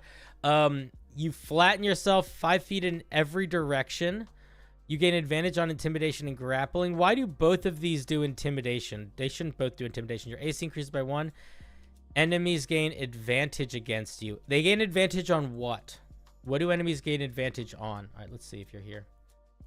Hey, buddy. Are you here? Yes. I'm here. All right, I'm about to give you a lot of feedback. I don't want you to defend anything right now because there's a lot of pieces of your puzzle that are missing. So I'm just going to say what I need to say. Okay. And then I'll hear what you have to say. But don't interrupt me or I'm going to hang up on you, okay? Gotcha. Cool. This doesn't make any goddamn sense, this first part here. Growing 10 feet in height and your width halving means nothing. That doesn't mean anything. 10 feet in height is a fucking weird amount to grow. You could have your height double, but again, your width halving literally doesn't make any goddamn sense. So you got to make something different here. Make this different. I don't think it makes sense for you to gain advantage for both of these features. Like, then what's the point? Like, what? Don't do that. Make one of them advantage, one of them not advantage. Why does this one give you advantage on dex saving throws and this one increase your AC? Again, I don't understand what's happening here. And enemies gain advantage against you. Advantage on what? Advantage on attack rolls, advantage on skill checks. You have to be specific on what the advantage is. Also, you need to say, how long does this last? Is it last a minute? Does it last a round? Does it last 10 minutes? These are all things you need to think about. The other thing that I want to point out is normally the way that a monk works at 3rd level is that they have a way that is unique that ties into their monk features somehow. Something that ties into their flurry of blows, something that ties into their second wind, something that ties into the way that they are already using key points so that they don't basically have no resources all the time. Because the way that this is going to work right now is they're never going to use the resources because I use flurry of blows and I'm fucking done. So I would consider reworking this initial feature. Maybe they have something where it's like they can minorly, like, if I were you, I would probably completely drop this whole first part. And I would give them some ribbon feature that allowed them to like minorly change the shape of their body in more of a flavor way. And then give them some ways to use their flurry of blows or their step of the wind or whatever, in ways that like, mechanically show how their body is rippling around. Like the way of the open hand monk does this really well, where it's like they can like knock people around with their flurry of blows or things like that. So like ways that you would mechanically turn your body morphing into either attacks or movement or things like that. And I would put those in here. 6th level. You break the bones in your arms to protrude out of your skin for 1 minute, and it costs 2 key points. So you want to just change the wording of this. You say, again, you need to say, how does this sit in the action economy? As an action, you can spend 2 key points to do this. As a bonus action, you can spend 2 key points to do this. Your unarmed strikes deal an extra 1d6 piercing damage. Oh, no. Okay, so this scaling, way overpowered. Completely drop all of it. The other thing that, again, is I'm going to be honest, like, pulling back to the same thing I said in the first one, this is just extra damage. This doesn't really give us the vibes of you being a body morphing monk. It's just extra damage. So I would encourage you to not make it extra damage. Try to think about ways it could be... extra damage could be a part of it, but... think about how do you express the idea of being a shape-changing monk? Because if I reworded Bone Blades and I called it Power Fist, I could change literally nothing about this feature, and it would be exactly the same, and it would work. You know what I mean? Like, you don't want that. You don't want your feature to be able to be sort of anything. You want it to be specifically something that uplifts what you're trying to build. And if you're trying to build a flesh monk that can sprout bone claws and stuff, you should think about how to make that mechanically unique. It could be something like, you know, you could spend 2 key points and make bone shards erupt out in 10 feet around you, and creatures have to make a dex save or take some sort of damage. Or you can turn your arm into a bone lance, and all creatures in a 5-foot by 30-foot line have to make a save or get pierced or something. But, think outside of the box. Don't just add extra damage. And adding extra damage to each of your unarmed strikes on a monk is just OP. And adding it in a way that stacks is 1,000,000 times OP. So I would try to think a little bit more outside of the box and worry less on numbers, and don't make the numbers get bigger. Or if you do make them get bigger in a reasonable way. Like the extra damage is equal to your proficiency bonus or your wisdom modifier or something like that. Let's look at 11th level. You tense up all the muscles in your body for 1 minute. Costs 2 key points. You don't want everything to cost key points for a monk. It's going to be real fucking tedious. You're going to want to make sure you have some features that are not... Like, you see how Bone Blades is like a minute superpower. Tense is like a minute superpower. I'm assuming that Body Morph is also supposed to be a minute superpower. You want to have some passive features that are just always on. You want to have some features that are just in action, where they're not a phase that you turn into. You want to have a variety of how your features sit in the action economy. Otherwise, it's going to get really samey feeling, and it just doesn't have a good rhythm to it if you don't do that. You tense your muscles, increase your speed, allowing you to make 1 additional attack. Again, there's no flavor here. This is just monk but better, and we don't need monk but better. We need unique flesh monk. Why is this the flesh monk? Give us some fucking flesh monk stuff. Full body control. At 17th level, you master your hair and blood. As a bonus action, you can spend 3 key points to control your hair. Your hair grows rapidly and forms a ball around you that lasts for 2 minutes. 2 minutes is an odd amount of time. All attacks against you have disadvantage. Resistance to all damage besides fire and acid. Plus 3 AC. Okay, I'm going to stop you right here. Too strong. You're doing 1,000,000 things. Cut half of them out at least. Too strong. Blood. Your blood starts to boil and seemingly... endless amounts start to flow out of you in a 30-foot circle. Anyone who attacks you within 10 feet has to make a dex saving throw equal to your wisdom modifier. Just say equal to your spell save DC. Or your key save DC. If they fail, blood shoots out of the wound they made, and you can cover them in boiling blood. What does boiling blood do? We don't say what it does. So you need to say what a thing does when you introduce it. Otherwise, people are like, "What the fuck does this mean?" And then they have to like hunt for it. And you don't want to do that. So I'm assuming you'll say what boiling blood does later. Don't say what it does here. As an action, you can choose a number of people, say creatures. You can see up to your wisdom, up to your proficiency bonus. They have to take a dex saving throw. Again, equal to your key save DC. Don't say wisdom modifier. A wave of boiling blood splashes them. Again, no idea what the fuck that does. Here we get to where it does. It does 10d8 fire damage. Oh my god. No, man. You got to tone this shit way down. So, okay. I'm curious to hear your thoughts, but my nutshell feedback is you should take... I think the best advice I can give you is for you to take some time and look at the Way of Mercy monk. Look at the Way of Open Hand monk. Look at the Way of Drunken Master monk. And pay attention to the way that they build and roughly the power sets that they give you. Because what you're doing here is you've got a couple features that are very evocative, but they don't actually do anything in a way that makes sense. So you kind of got to nix them. And then you have other features that are just way overpowered, but don't do anything evocative. So you got to kind of nix them. And then this top feature I think is interesting. I like the idea of spraying boiling blood. I also like the idea of you growing crazy hair, but this is just way too fucking strong. Just way too strong in every direction. I know I just tore you to shreds. I hope that's okay. Do you have thoughts? Yeah. Okay. So don't defend yourself. I want to hear your thoughts though, but you don't prove to me why any of these things are not overpowered, because they are. Okay. Oh yeah, I know they're overpowered. Yeah. So I said, like, for like the morphing thing, I was thinking of like it being like, being wider, as like, there's just, you're thicker, so it's like harder to hit through you or hit you. And so that was like kind of like my idea behind that. And like the height one was like, like climbing up a wall or going above, like being able to get on top of a building, just growing in height. you could like reach higher places and stuff like that. Like, so if you wanted to do something like that, what I would strongly encourage you to do is to think more specifically about what the goals of those are. So like with the height one, for example, if you were like, I like the idea of you being able to like stretch and reach, then that's what it should be. It should be like you can do a thing and then you have a reach of 15 feet. And then you can do all of that. But mechanically, that's not explained anywhere in here. Like, we don't get that here.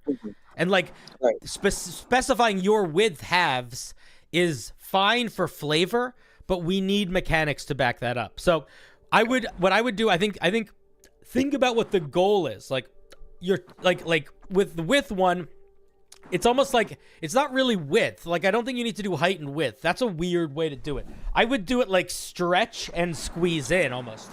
Like you can stretch your body out to be stringy and reach out, or you can like squeeze in to be denser, you know? But something that is more, that you can tie more specifically into the mechanics.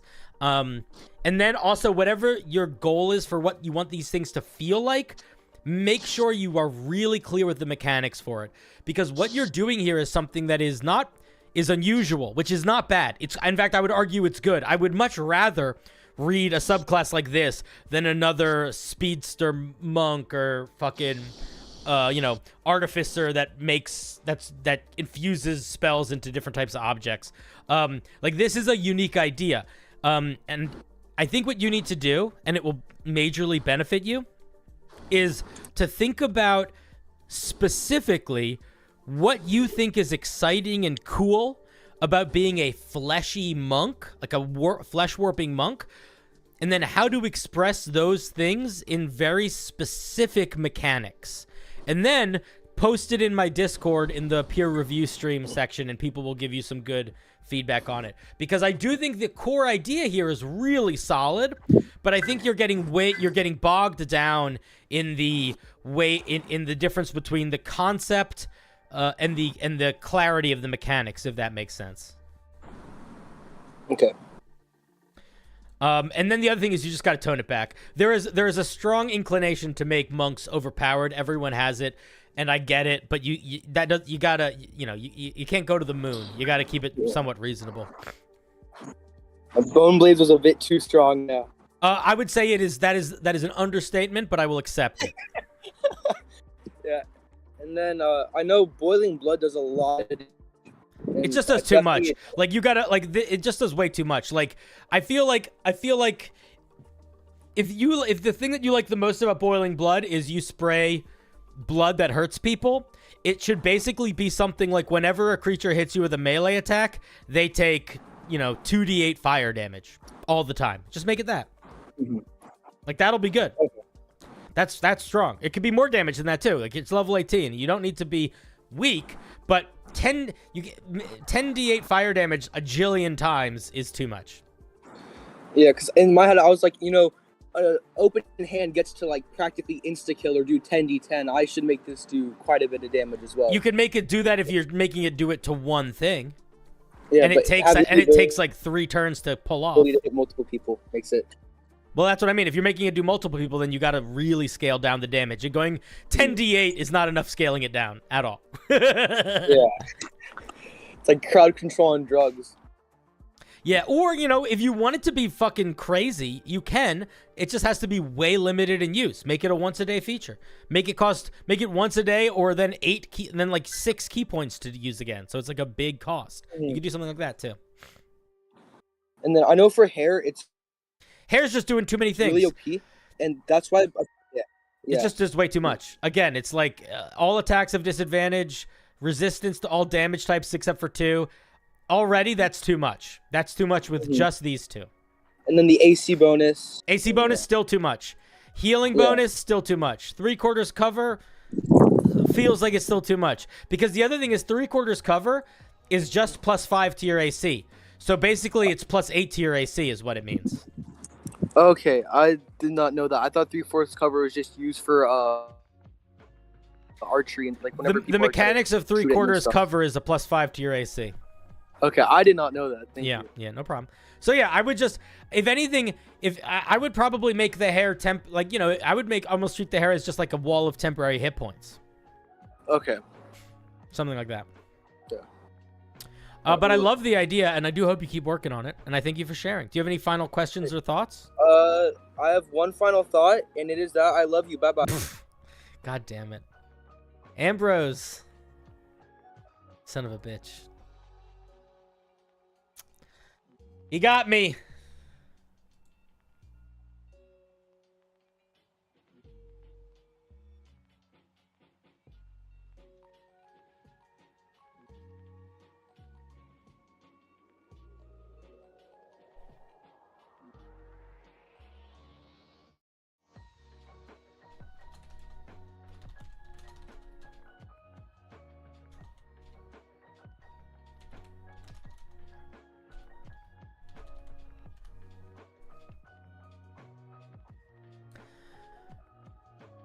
Infinite hair is the best superpower always. That's funny. Very funny, Rebecca. Funny, funny. Derek Silverstone. Derek, did I ever tell you that my go-to last name for D&D characters is Silver Spire? I'd like you to look at the rings today. The Ring of Astronomy was a random name item. The Ring of Lightning Mastery was an idea one of my younger brothers had that I extrapolated into a full item. So it's Ring of Astronomy and Ring of Lightning Mastery. All right. Let's see if I can remember that. Uh-oh. Uh-oh, Derek. Did something happen to your link? Did I click the right link?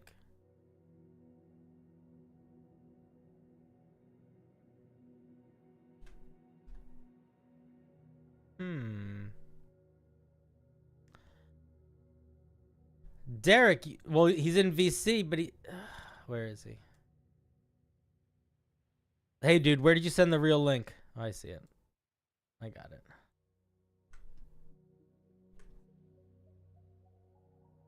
Derek, unmute. That would be helpful. How's it going, buddy? Good. I got the link. So we're looking at the Ring of Astronomy. Mm-hmm. Where is that listed? Oh, Astronomer's Ring. I see it. On the rings page. I see. I was doing the thing where I was looking for the word Ring of Astronomy, so I saw the word astronomer and I moved past it because I was like, that doesn't start with the word ring. It couldn't be the item. Cause I'm dumb. Okay, Astronomer's Ring, rare, requires attunement. While you're wearing this ring, you have dark vision to a range of 30 feet, or for an additional 30 feet if you already have dark vision, okay? That is not the way that you should write that if you're trying to be as to the letter of D&D as possible, but that is fine. If you want it to be as to the letter of D&D as possible, you should say you have a dark range out to 30 feet, or if you already have dark vision, the range of that dark vision is extended by 30 feet. I don't care. I don't think you need to do that, but it's just a thing you should think about if you are just trying to write as close to the letter as possible. Once per day, you can use this ring to cast Guardian of Faith at 4th level. When you do so, the Guardian appears as a starry constellation. Huh. Is Guardian of Faith the spell where it's like a giant thing that just stands there and whacks stuff? Yep. Okay. What's the goal of this ring? Where does the dark vision and Guardian of Faith connect? Or rather, where does the dark vision and the static defensive summon connect? Is more, I don't care about Guardian of Faith specifically, but what it does. Where do you see the two things tying together? I think the idea is that like the dark vision is like the light of the stars shining around you, and then the Guardian of Faith is the stars coming to fight for you. I'm going to be honest. That is a reach, making that connection. If you really want this to be a rare item, I don't know what the solution is, but I think the real solution is you make it a very rare item. You give it another feature that is very ribbony, but that ties in more of that feeling of darkness and stars. Maybe even it's like maybe it's just you can cast dancing lights or something, but something that ties it more together. Because right now it feels like a reach. I think it needs a little bit more. It's not bad. Balance-wise, it's fine, right? It's like a 4th level spell once a day, dark vision once a day. It's totally fine. You could put it in your game tomorrow, it'd be perfect. But I think if your goal is to make it the best it can be, this doesn't feel like it's the astronomer's ring. It feels like it's a ring that gives you dark vision and lets you summon a pillar that fights for you. We need we need to bring the astronomer in to tie the darkness to the light. And I don't know what that is. But maybe it's maybe it's you can cast dancing lights, and then when you do, you can have it form constellations to navigate even if you're underground. I don't know, something like that. Something to do with tying it back to the idea of an astronomer's ring. Like if this is the astronomer's ring, what does an astronomer need? You know what I mean? What's up, Mara? Welcome to the show. Thanks for saying hi. Are you a fan, or are you someone I know in real life? Usually, I'm Derek. Can I be honest with you for a second? Yeah. Whenever people say that, I genuinely don't know if they're like a friend of mine and I don't know their username, or if they're a fan and they're just being polite. So I always want to ask now, because there's been a couple times where friends will be like, "Hey man, I was in your stream. You didn't notice?" It's like, yeah, because your username is like, Apple Crisp or Dinosaur Man or whatever. Okay. So yeah, I would say for this one, I think you need to figure out where the astronomer fits into this, and a ribbon feature or something that can tie it all together. Do you have thoughts on that? Am I off kilter? How do you feel? What are you thinking? I was thinking with the very rare version, I could, instead of just giving Guardian of Faith and saying that it looks like a constellation, I could have it be like different constellation. Like I could either write it out as a separate feature or modify the spell to be like different constellations, kind of like what the Stars Druid does. Can I make a suggestion? Constellations. Yeah, that's a really good idea. Okay, that's what you should do. Base it off the Star Druid a little bit, but I wouldn't have it do the same things the Star Druid does. And I think you could do it like this. You could have it like the basic version, but maybe it could have a version that did a little bit less damage, but then could be at a range, or it could have a version that could bestow something, or like alleviate something, or guide something. It could maybe like you could do it could act as like a I don't know if I would do like temp hit points. I don't remember if the Star Druid does temp hit points, but I would maybe look at like cleansing effects too. Like maybe it can alleviate fear, stuff like that. Yeah, I think I'm probably gonna remove the actual spell and just write it out as its own thing, as a static summon thing, and just give it different options, with one of them being basically just Guardian of Faith. I like that. Okay, that's a lot cooler. I think because I think the idea is good. It's just like I feel like I'm seeing two part. I feel like it's a stool with two legs. We just need that third leg. That makes sense. Yeah. I'm spilling water fucking all over myself. What's wrong with you? Well, Mara, I'm glad you're a fan. Thanks for being here. I appreciate you saying hi. Let's look at the Ring of Lightning Mastery. Legendary. Is it just going to give us all the lightning we want? Is this what's about to happen? Yep, basically. Ring has 9 charges, regains 2d4 plus 1 charges each day at dawn. You can use an action to expend 1 or more charges to gain one of the following benefits. 1 charge, resistance to lightning damage for an hour. 2 charges, lightning bolt. 3 charges, immunity. Interesting. Huh. 5 charges, you cast chain lightning. 9 charges, you gain lightning absorption trait for 10 minutes. What's the lightning absorption trait? When you take lightning damage, it acts as healing. Okay, you might want to include that there. Yeah, I was thinking that just as I saw you reading that. I should probably write Can it I make out. a suggestion? Of course, always. Gesundheit. I feel like there should be an alternative way you can get charges back that is super inconsistent and the players don't have agency over. Like if you're in a like something to do with like being in a storm, or like being struck by lightning or something. I feel like it shouldn't be when you are struck by lightning it regains some amount of charges, but I do like that idea. So I wonder if there's a way, because it's a legendary item. Like it's fun. I mean, it's good, but I think that if you could think of a good way to have it like, sort of like how the Call Lightning spell, if you cast it during a storm, it's stronger. Like maybe like if you use the Ring of Lightning Mastery in a thunderstorm, everything costs 1 charge less. Maybe. I don't know. I would play around with that if I were you. I was thinking initially that you could like use lightning to get some extra charges by, because that would be kind of funny. Like you lightning rod yourself, but but I would play around with that. I don't think it needs it. Yeah. I don't think it needs it. But if you feel like there's space for a way to interact in that way, I would put it in. Because the other thing that I'll say about this, They're always fun. well, here's the other thing. The other thing to think about is that, you know, we build our items for our players, but we can also sort of we can also sort of like backwards engineer things. So like, for example, if I make this Ring of Lightning mastery recharge if you are standing in a dangerous thunderstorm, it will encourage that player to become a character that seeks out dangerous thunderstorms to stand in, which is kind of like the item shaping the player a little bit, you know? Which is kind of fun. I don't really have any other thoughts. I think it's pretty solid. It is very strong, but I think that's okay. I think it's okay. I'm trying to think about it. Lightning Bolt, you could be casting Lightning Bolt 4 times. Legendary 4. I think it's fine. I like it. I wasn't sure if that was going to be too much, but I think it's fine. And the 5 charges for Chain Lightning is good. 9 charges for Lightning Absorption. Honestly, 9 charges for Lightning Absorption feels a little high, but I guess you could Yeah, the idea lightning was that if you do yourself. that, you can't do anything else. But yeah.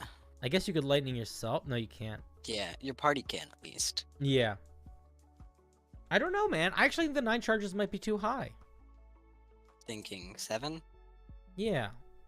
Yeah, try 7. See how that feels. Okay. Or during the 10 minutes that you have lightning absorption, you also have some souped up version of shocking grasp. Like you become a lightning man for 10 minutes. Like what about this? You gain lightning absorption trait for 10 minutes. In addition, you can cast shocking grasp. In addition, during this time, you can cast shocking grasp with a plus whatever to hit, and it just has its own plus to hit. But you let it cast it as a bonus action during that time. Interesting. Something like that. That would be worth 9 charges. You still wouldn't be able to target yourself. I guess you would. Maybe that'd make it too strong. But play around with that. Think about it. Yeah, those are my thoughts. Any final questions for me before I tell you to get the fuck out of here? I don't think so. Thank you. All right, thank you, man. I appreciate the items. Click, and that's how you do it. Okay. Guys, so we're going to do this stream for like another half hour or so. And then I'm going to be ending stream. But I'm not ending stream for the night. I'm just ending stream because I need to like poop and eat dinner. And then we're going to be coming back at 8 o'clock to do Baldur's Gate. And there's a whole other stream event already built for that. Which I don't know if it's the right way to do it, but it's just a lot easier. So that's what I did.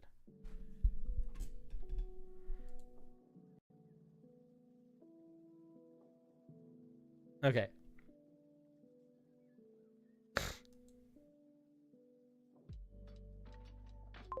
I do not think we're going to get to everyone on the wheel tonight. I apologize.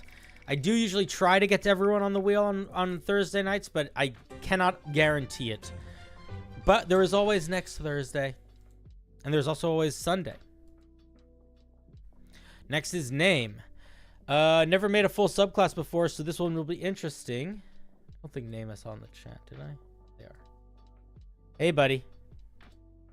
Oh my goodness. Are you ready to be on stream or no? I am. I just jumped out. I was actually talking to friends. Well, you got friends? I know, it's tragic. Where'd you get them? How do I get them?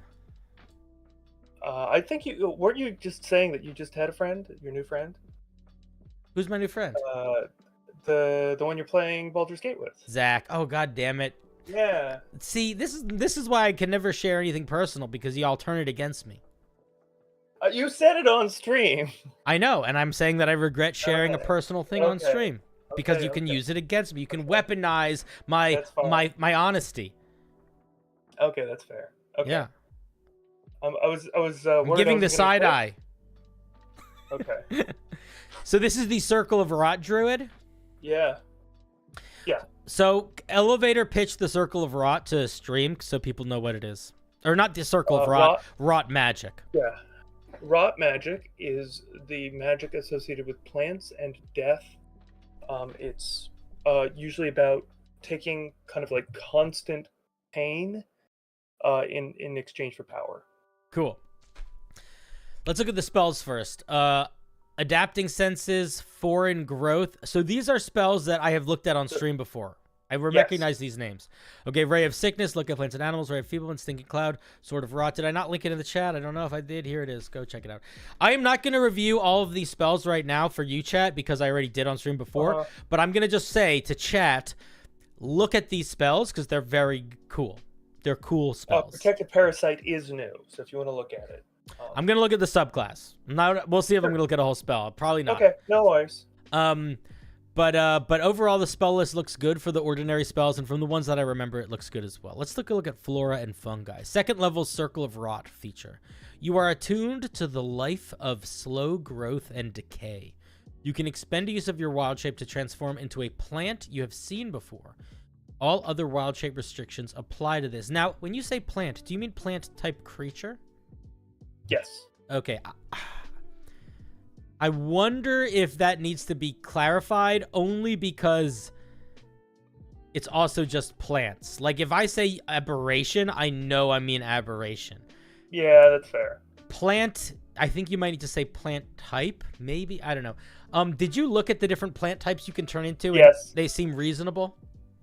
They're not bad. They're also not that good, right?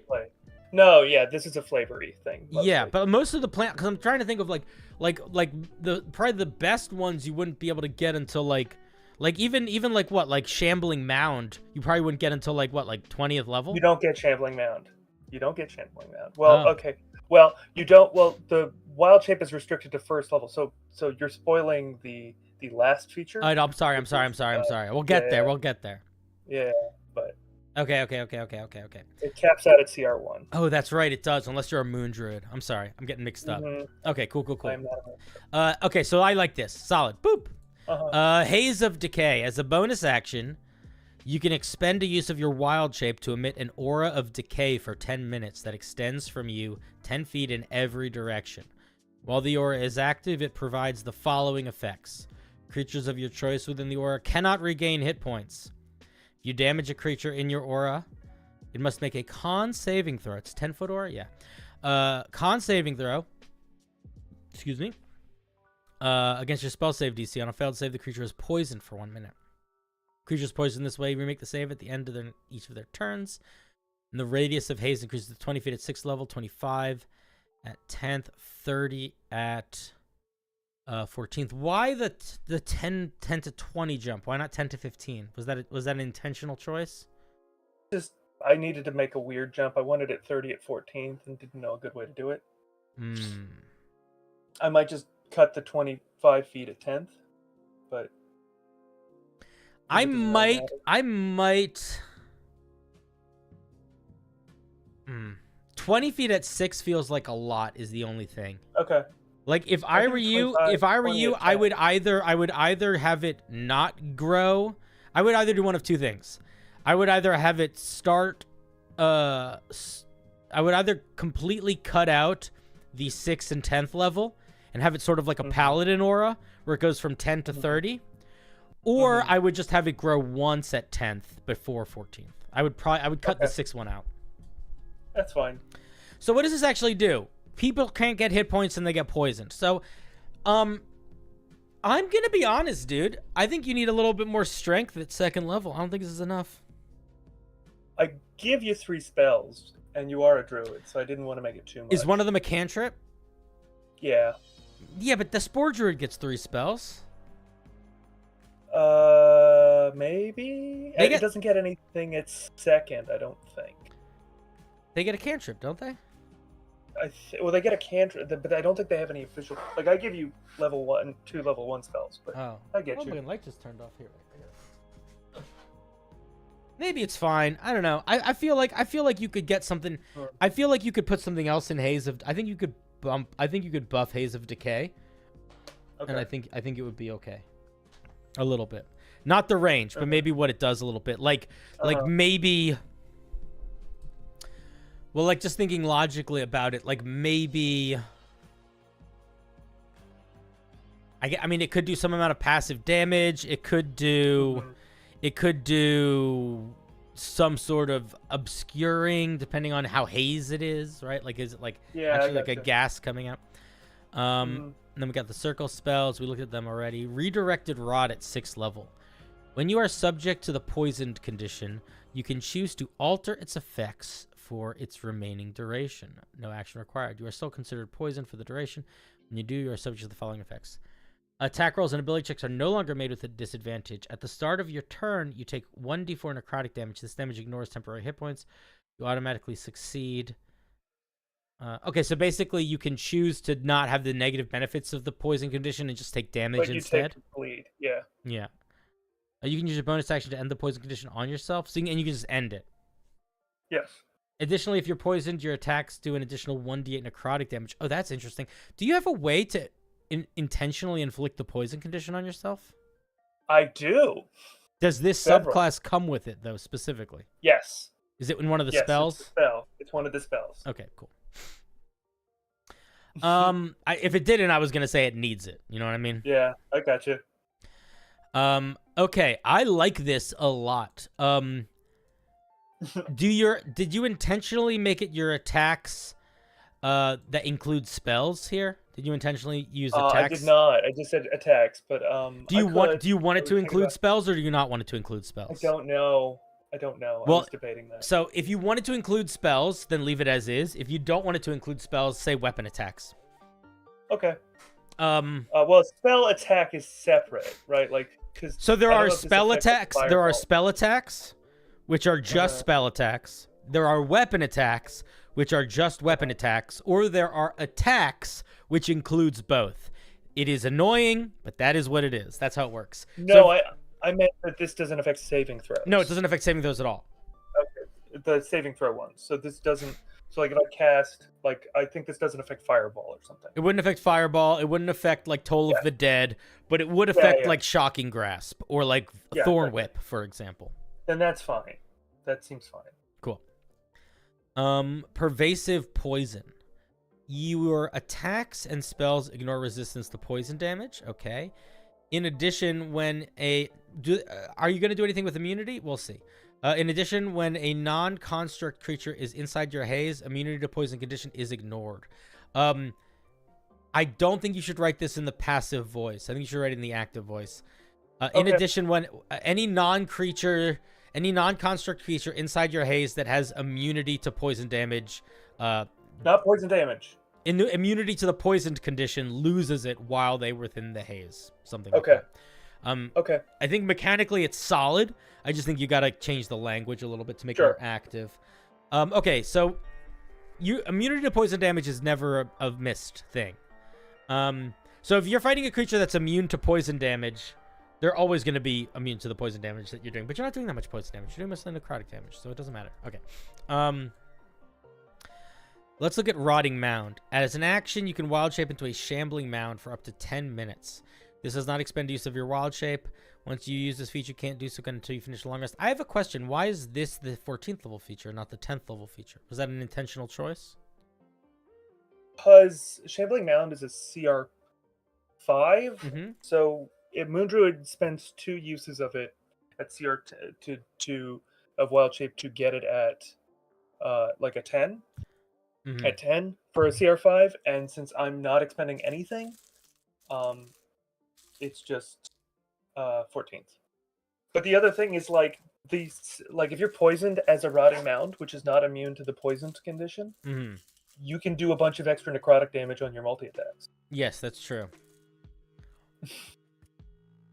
And it's just very unusual for you to get a capstone feature that's wild shape. Normally it's 10. Normally at level 10. Okay.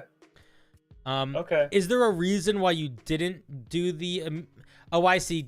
Are you trying to figure out how to like link it with the haze feature? So why I didn't do immunity to No. Why did you not make it expend uses of your wild shape? Or 2 uses of your wild shape? Yeah, you already use so much. Like you've got your circle spells already, or not your circle. You've already got the haze, so like that would basically mean that if I wanted to do both, I have to use both uses, and that's kind of annoying. So I thought it'd be kind of like a fun. I want you to be a plant in other ways. So that was the thought Yeah, but you get process. your wild shape. You get 2 wild shapes per short rest. Yeah, I think I could do. here. This is what I would do if I were you. I would keep it at, maybe keep it at 14th level, but what I would do is I would make it cost 2 uses of your wild shape that turn into the Shambling Mound, but I would make you the Shambling Mound plus your haze. I would make both active. So it's like you become a mound and then with your a haze haze. is with the haze on. Okay. Yes. So maybe something like that. Maybe something like that. That's what I would play around with if that's what you're feeling is that you want to keep it. I don't have a lot of other thoughts. I'm curious to see how strong it will feel with that 30-foot range of that haze at 14th level. It's an interesting idea. There does feel like there's feels like there's something missing. I'm trying to put my finger on what it is.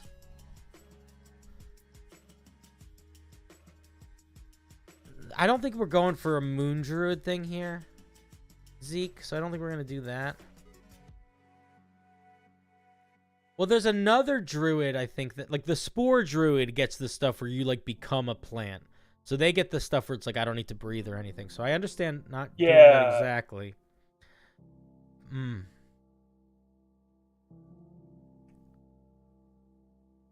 Is there a way that you could permanently have speak with plants? Is that crazy? Yeah, I could honestly just put that on the 2nd level feature with flora and fungi. It's not awful. I think that there should be, there's something like there's an element of connecting to the plants that I think is missing. I don't know if it should go at 2nd level or where. Speak with plants is normally like a pretty high level spell. It's like a 3rd or 5th level spell, so I wouldn't just make it on all the time unless you simplified it. Or made it like really like limited in use, like proficiency bonus times per day. You can ask a plant a question and it can answer or something. But something with that, because I do think that aside from the wild shape, it's so poison and rot, and then the wild shape is so plant, and I don't feel like I feel like we need some connective tissue, and maybe it's communicating with plants would be that connective tissue. That's good. That I also think would make it feel stronger at 2nd level in a way that I know you don't think it needs to, but I think it needs to. Okay. I was trying not to make this feel too powerful and feel weird. I don't think it feels too powerful. I don't think it'll feel too powerful. Okay. I think if you tone down the range of the haze so that it's not 30 feet, it's 30 feet at 14, but maybe just 10 before that or 15 before that, I think you're going to be good. I think you're going to be good. Okay. Do you want to look at the spell or do you want to I think we're gonna skip the spell for this That's time. fine. But if you want me to look at it another time, I'm happy to. No. It's a AC thing. Yeah. Okay. It's weird. I've never made a. Oh, I did ask in the thing. I don't know if you saw, but I wanted to ask if you. I was gonna make another subclass based on an element. Oh sure. Yeah. Is there another? What element should I pick? Dream. Duh. Dream. Okay. Yeah. Rot. My favorites were Rot and Dream.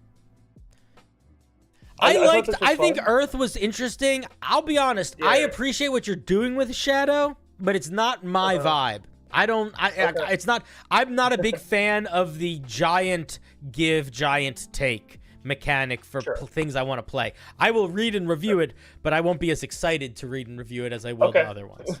If that makes sense. Okay. Yeah. Warlock might be Dream. Yeah. Challenge yourself to make it something that wouldn't make sense to be Dream. Like I've done other things, but like a lot of the direct access magic has to be like a caster of some kind. Okay. I think otherwise it doesn't. It's not. I'm not against it, but like even if I was making a fighter, it'd have to have some kind of like spell casting ability. Yeah. I understand. I understand. I was just thinking about a Dream Barbarian. That would be weird. Yeah, that'd be real weird. You could tie its rage to spellcasting, where it gains the ability to cast spells while raging, but only this very specific list of spells. I don't know. I don't know if that would be that might not be a road worth diving down, but Dream something to Stealer think Rogue about. is cool. Yeah, Commander yeah. Zeb just said that. Yeah. Yeah, Dream Rogue would So make that's sense. it. That's it. All right, I man. hope that this wasn't terrible. No, dude, this isn't terrible at all. And here's what I'll say. Yeah. It seems fun, and it does capture, I think, the vibe of Rot. I genuinely think that, honestly, in the same way that all of the spells and stuff you've been making so far are a little bit not odd, but like they're different in a way that you kind of need to think them through. That's what this is like. Like, this would not be a subclass that I would ask someone to just pick up quickly. I would really want to make sure they understood sort of how all the pieces fit together and worked. Right. But all of it, in my opinion, does fit together and work. I just think it's missing a little bit of connective tissue. Yeah. Okay. All right, man. Well, yeah, I've never made a subclass before, so I'm glad. No, it's good. It's good. If anything, it's underpowered. Okay. All right, man. Thank you. No problem. All right. Bye. More subclasses to come. Click.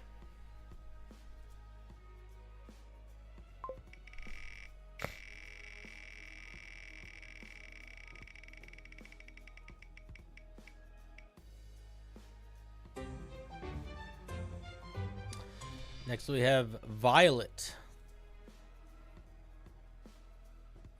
Hi again, Cinder. Hope you're doing good. A little birdie told me you enjoyed reviewing Bard subclasses. I do. I love reviewing Bard subclasses. So there is a quick and short one called the College of Shredding. A Rockstar themed one. All right, cool. I'm into it. Heads up, if it's very late, I may not be able to come on. So no worries. It's actually very early. So I don't know if you're going to come on either way. That's okay. Oh, I hope I can see it. Sometimes when I put my finger over it and the image doesn't show up. Okay, I can't. How different would at-will spell invocations be if they were made to be on permanently? Very, very different. Very powerful. College of Shredding. Oh, we get extra spells. Interesting. Normally, bards do not get extra spells. Long live rock and roll. The College of Shredding is the ultimate mosh pit for only the most electrifying rock stars. It's a weird sentence. Is the ultimate mosh pit. I would just probably end the sentence here. Bards from this college are famous for their lightning fast musical prowess, shocking stage presence, and just being really fucking loud. Cool. In a modern setting, a bard from this college is likely to wield an electric instrument, but even in a more medieval setting, these rad bards can still rock a crowd by charging up their intense performances with thunderous, stormy magic. All right, cool. Bards from the College of Shredding do not need to wield a stringed instrument. The art of sick-ass shredding is for anyone. Rock on, you flute-tootin' motherfucker. All right, really good flavor text. A+ flavor text. We're getting a lot of third-level features. Okay, so we get some new spells. We get Witch Bolt, Dragon's Breath, Lightning Bolt, Storm Sphere, and Destructive Wave. I'm going to be honest.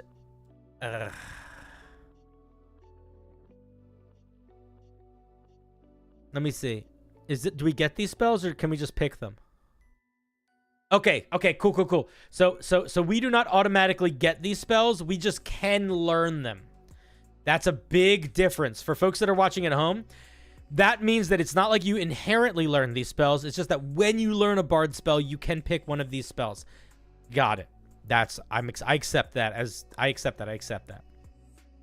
High Voltage. You learn one of the following cantrips: Booming Blade, Lightning Lure, or Shocking Grasp. It counts as a bard cantrip for you, but does not count against the number you know. Okay. Highway Star. Your epic riffs can charge allies with Rockstar Vigor. When you give a creature a Bardic Inspiration die, their speed increases by 10 feet until the Bardic Inspiration die is expended or lost. I'm going to make a suggestion after I'm done reading this one. If the Bardic Inspiration die is expended on attack roll, the creature can add additional thunder or lightning damage equal to the attack's damage roll, equal to the damages roll. Wait, what? Equal to the number roll in the Bardic Inspiration die. Oh my god, what the fuck, my brain. I don't know how I feel about you having a 10-foot speed bonus for the full duration of the Bardic Inspiration die. It seems like a lot. I would probably basically say, like, when you use the Bardic Inspiration die, your speed increases by 10 feet until the end of your turn. And then separately from that, if the Bardic Inspiration die is used on an attack roll, you can add this damage. I probably wouldn't make it so you just have a 10-foot movement bonus for however long you keep it. That seems like a little bit too much. You kind of like it? You're not going to lie? Yeah, but 10-minute movement bonus speed is a lot. I think. I think it's a little bit too much, maybe. But I understand. Listen, if you like it, Violet, if you like it, I'm telling you right now, chat disagrees with me here. And I am not always right. So if you are like, fuck this, I want it to be exactly the way it is, then it could totally be fine. If it's 5 feet, then it kind of loses some of the coolness, though. I don't know. So I would say listen to chat, don't listen to chat. Listen to me, don't listen to me. Thunderstruck. You are able to magically amplify electrical signals and sound waves around you. When a large or smaller creature within 30 feet of you takes thunder damage, you can push the creature up to 10 feet away from the source of the thunder damage. No action required. Alternatively, whenever a creature... Make this a new paragraph. Alternatively, whenever a creature within 30 feet of you takes lightning damage, you can either reduce or increase the creature's speed by 10 feet until the end of their next turn. No action required. Okay. You can use feature a number of times. Once per round, and only on one creature. You can't apply the same effects. This shouldn't be once per round. This should be like a number of times per day. This should be like proficiency bonus times per day. I actually would probably make it charisma bonus times per day. Don't make it once per round. Okay. I think it's pretty solid little feature. You can knock creatures around or slow creatures down. I will say that so far it should be a reaction. Is it not a reaction? Yeah, it should be a reaction. I assumed it was a reaction. Make it a reaction. Duh. Good call, Matt. I just want to point out something to you right now is most of the flavor here of this, like, fuck you, I shred, most of that is being, like, most of the intensity is being expressed through the extra spells, in my opinion, more than the class features right now, which I don't know how I feel about. Like, there's a little bit of extra damage here, but I don't know. It feels, I'm not feeling that much of the heaviness of it. Speed King. You can shred solos at lightning speed, filling your allies with adrenaline. As an action, you can start a performance that lasts for a maximum of 1 minute. During that time, at the end of each of your turns, don't say may, you can choose one creature other than yourself within 60 feet of you. The creature can take one additional action until the end of their next turn. That action can only be used to take the attack okay, so they can't cast a spell. Chosen creatures must be able to hear you. Okay. Continuing the performance requires you to make a charisma check. I like that. At the start of each of your turns, the DC increases by 2 at the start of every subsequent turn. Each time you take damage, you must also remake the ability check against either the DC for the turn or half the damage taken, whichever is higher. Okay. I guess that's normally how it works. The performance ends early if you fail an ability check. But once you use the feature, you can't use it again to finish a long rest. Okay. I like Speed King. I think that you should clarify. I feel like it would be okay to let somebody cast a cantrip with it. I feel like that's not the end of the world. I really do like Speed King a lot because it's like you're hyping people up. They're like and that's cool. Yeah, I don't feel super strongly about the 6th level feature. I almost want there to be something else here. I get what you're doing, and it accomplishes the goal. It's like they're making the music louder. I get it, but I feel like it's I don't know. I feel like it misses the mark a little bit. I also think that you could potentially switch out high voltage for something else that could feel like a pretty solid 3rd level feature, maybe. But maybe not. I don't know. Like, if I were you... No. Keep high voltage. Okay, genuinely, I think you need to think about Thunderstruck and how you want that to sit in your brain. It is fine as is, but I don't think it's as evocative as it could be. I almost want it to feel more metal, if that makes sense. Mosh pit theme could maybe have enemies smash into each other or something. That's true. Although I don't think I think that we're going for there's not really a mosh pit power, though there was mosh pit mentioned. Yeah. All right. Thank you, Violet. All right, friends. I'm sorry we are not gonna get to anyone else on the wheel tonight. I'm sorry. We are going to be ending stream very, very shortly. But, I will be coming back. I will be coming back at 8 p.m. tonight, 8 p.m. And we are going to be playing Baldur's Gate 3 with none other than the wonderful ZacSpeaksGiant. So thank you for everyone that submitted pieces. 1 second. I don't even have the closing screen set. I didn't even want to do the closing screen because it's like I'm taking a break. All right. We'll do the alternative closing screen. We'll do the be right back closing screen. You guys have a great eve if you cannot make it to the Baldur's Gate stream, but if you can, it would be so much fun to have you there. So, have a good night if you can't make it, and if you can make it, we'll see you there.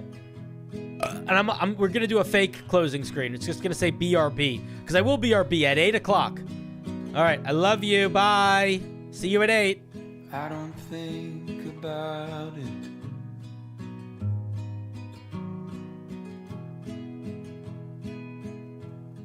About you leaving me.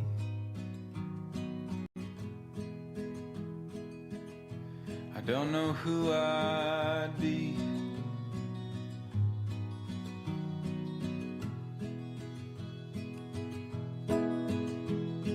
Would everything we built just turn to broken leaves?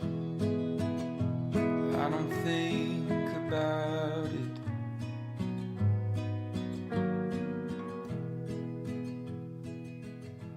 Do you think of me?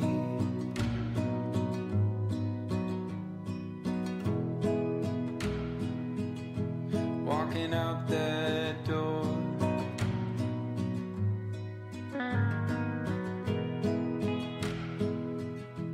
Never hearing me talk to myself in the morning anymore. Would it all just turn and turn and turn and turn and turn and turn? You don't think about it.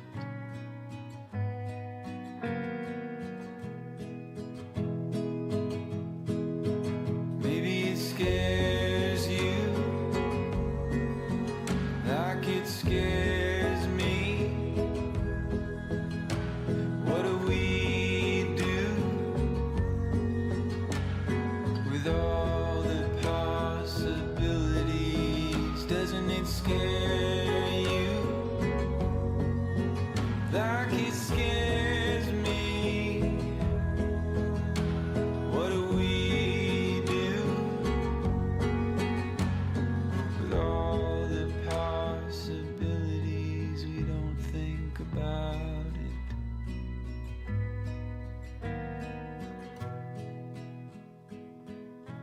We don't think about it.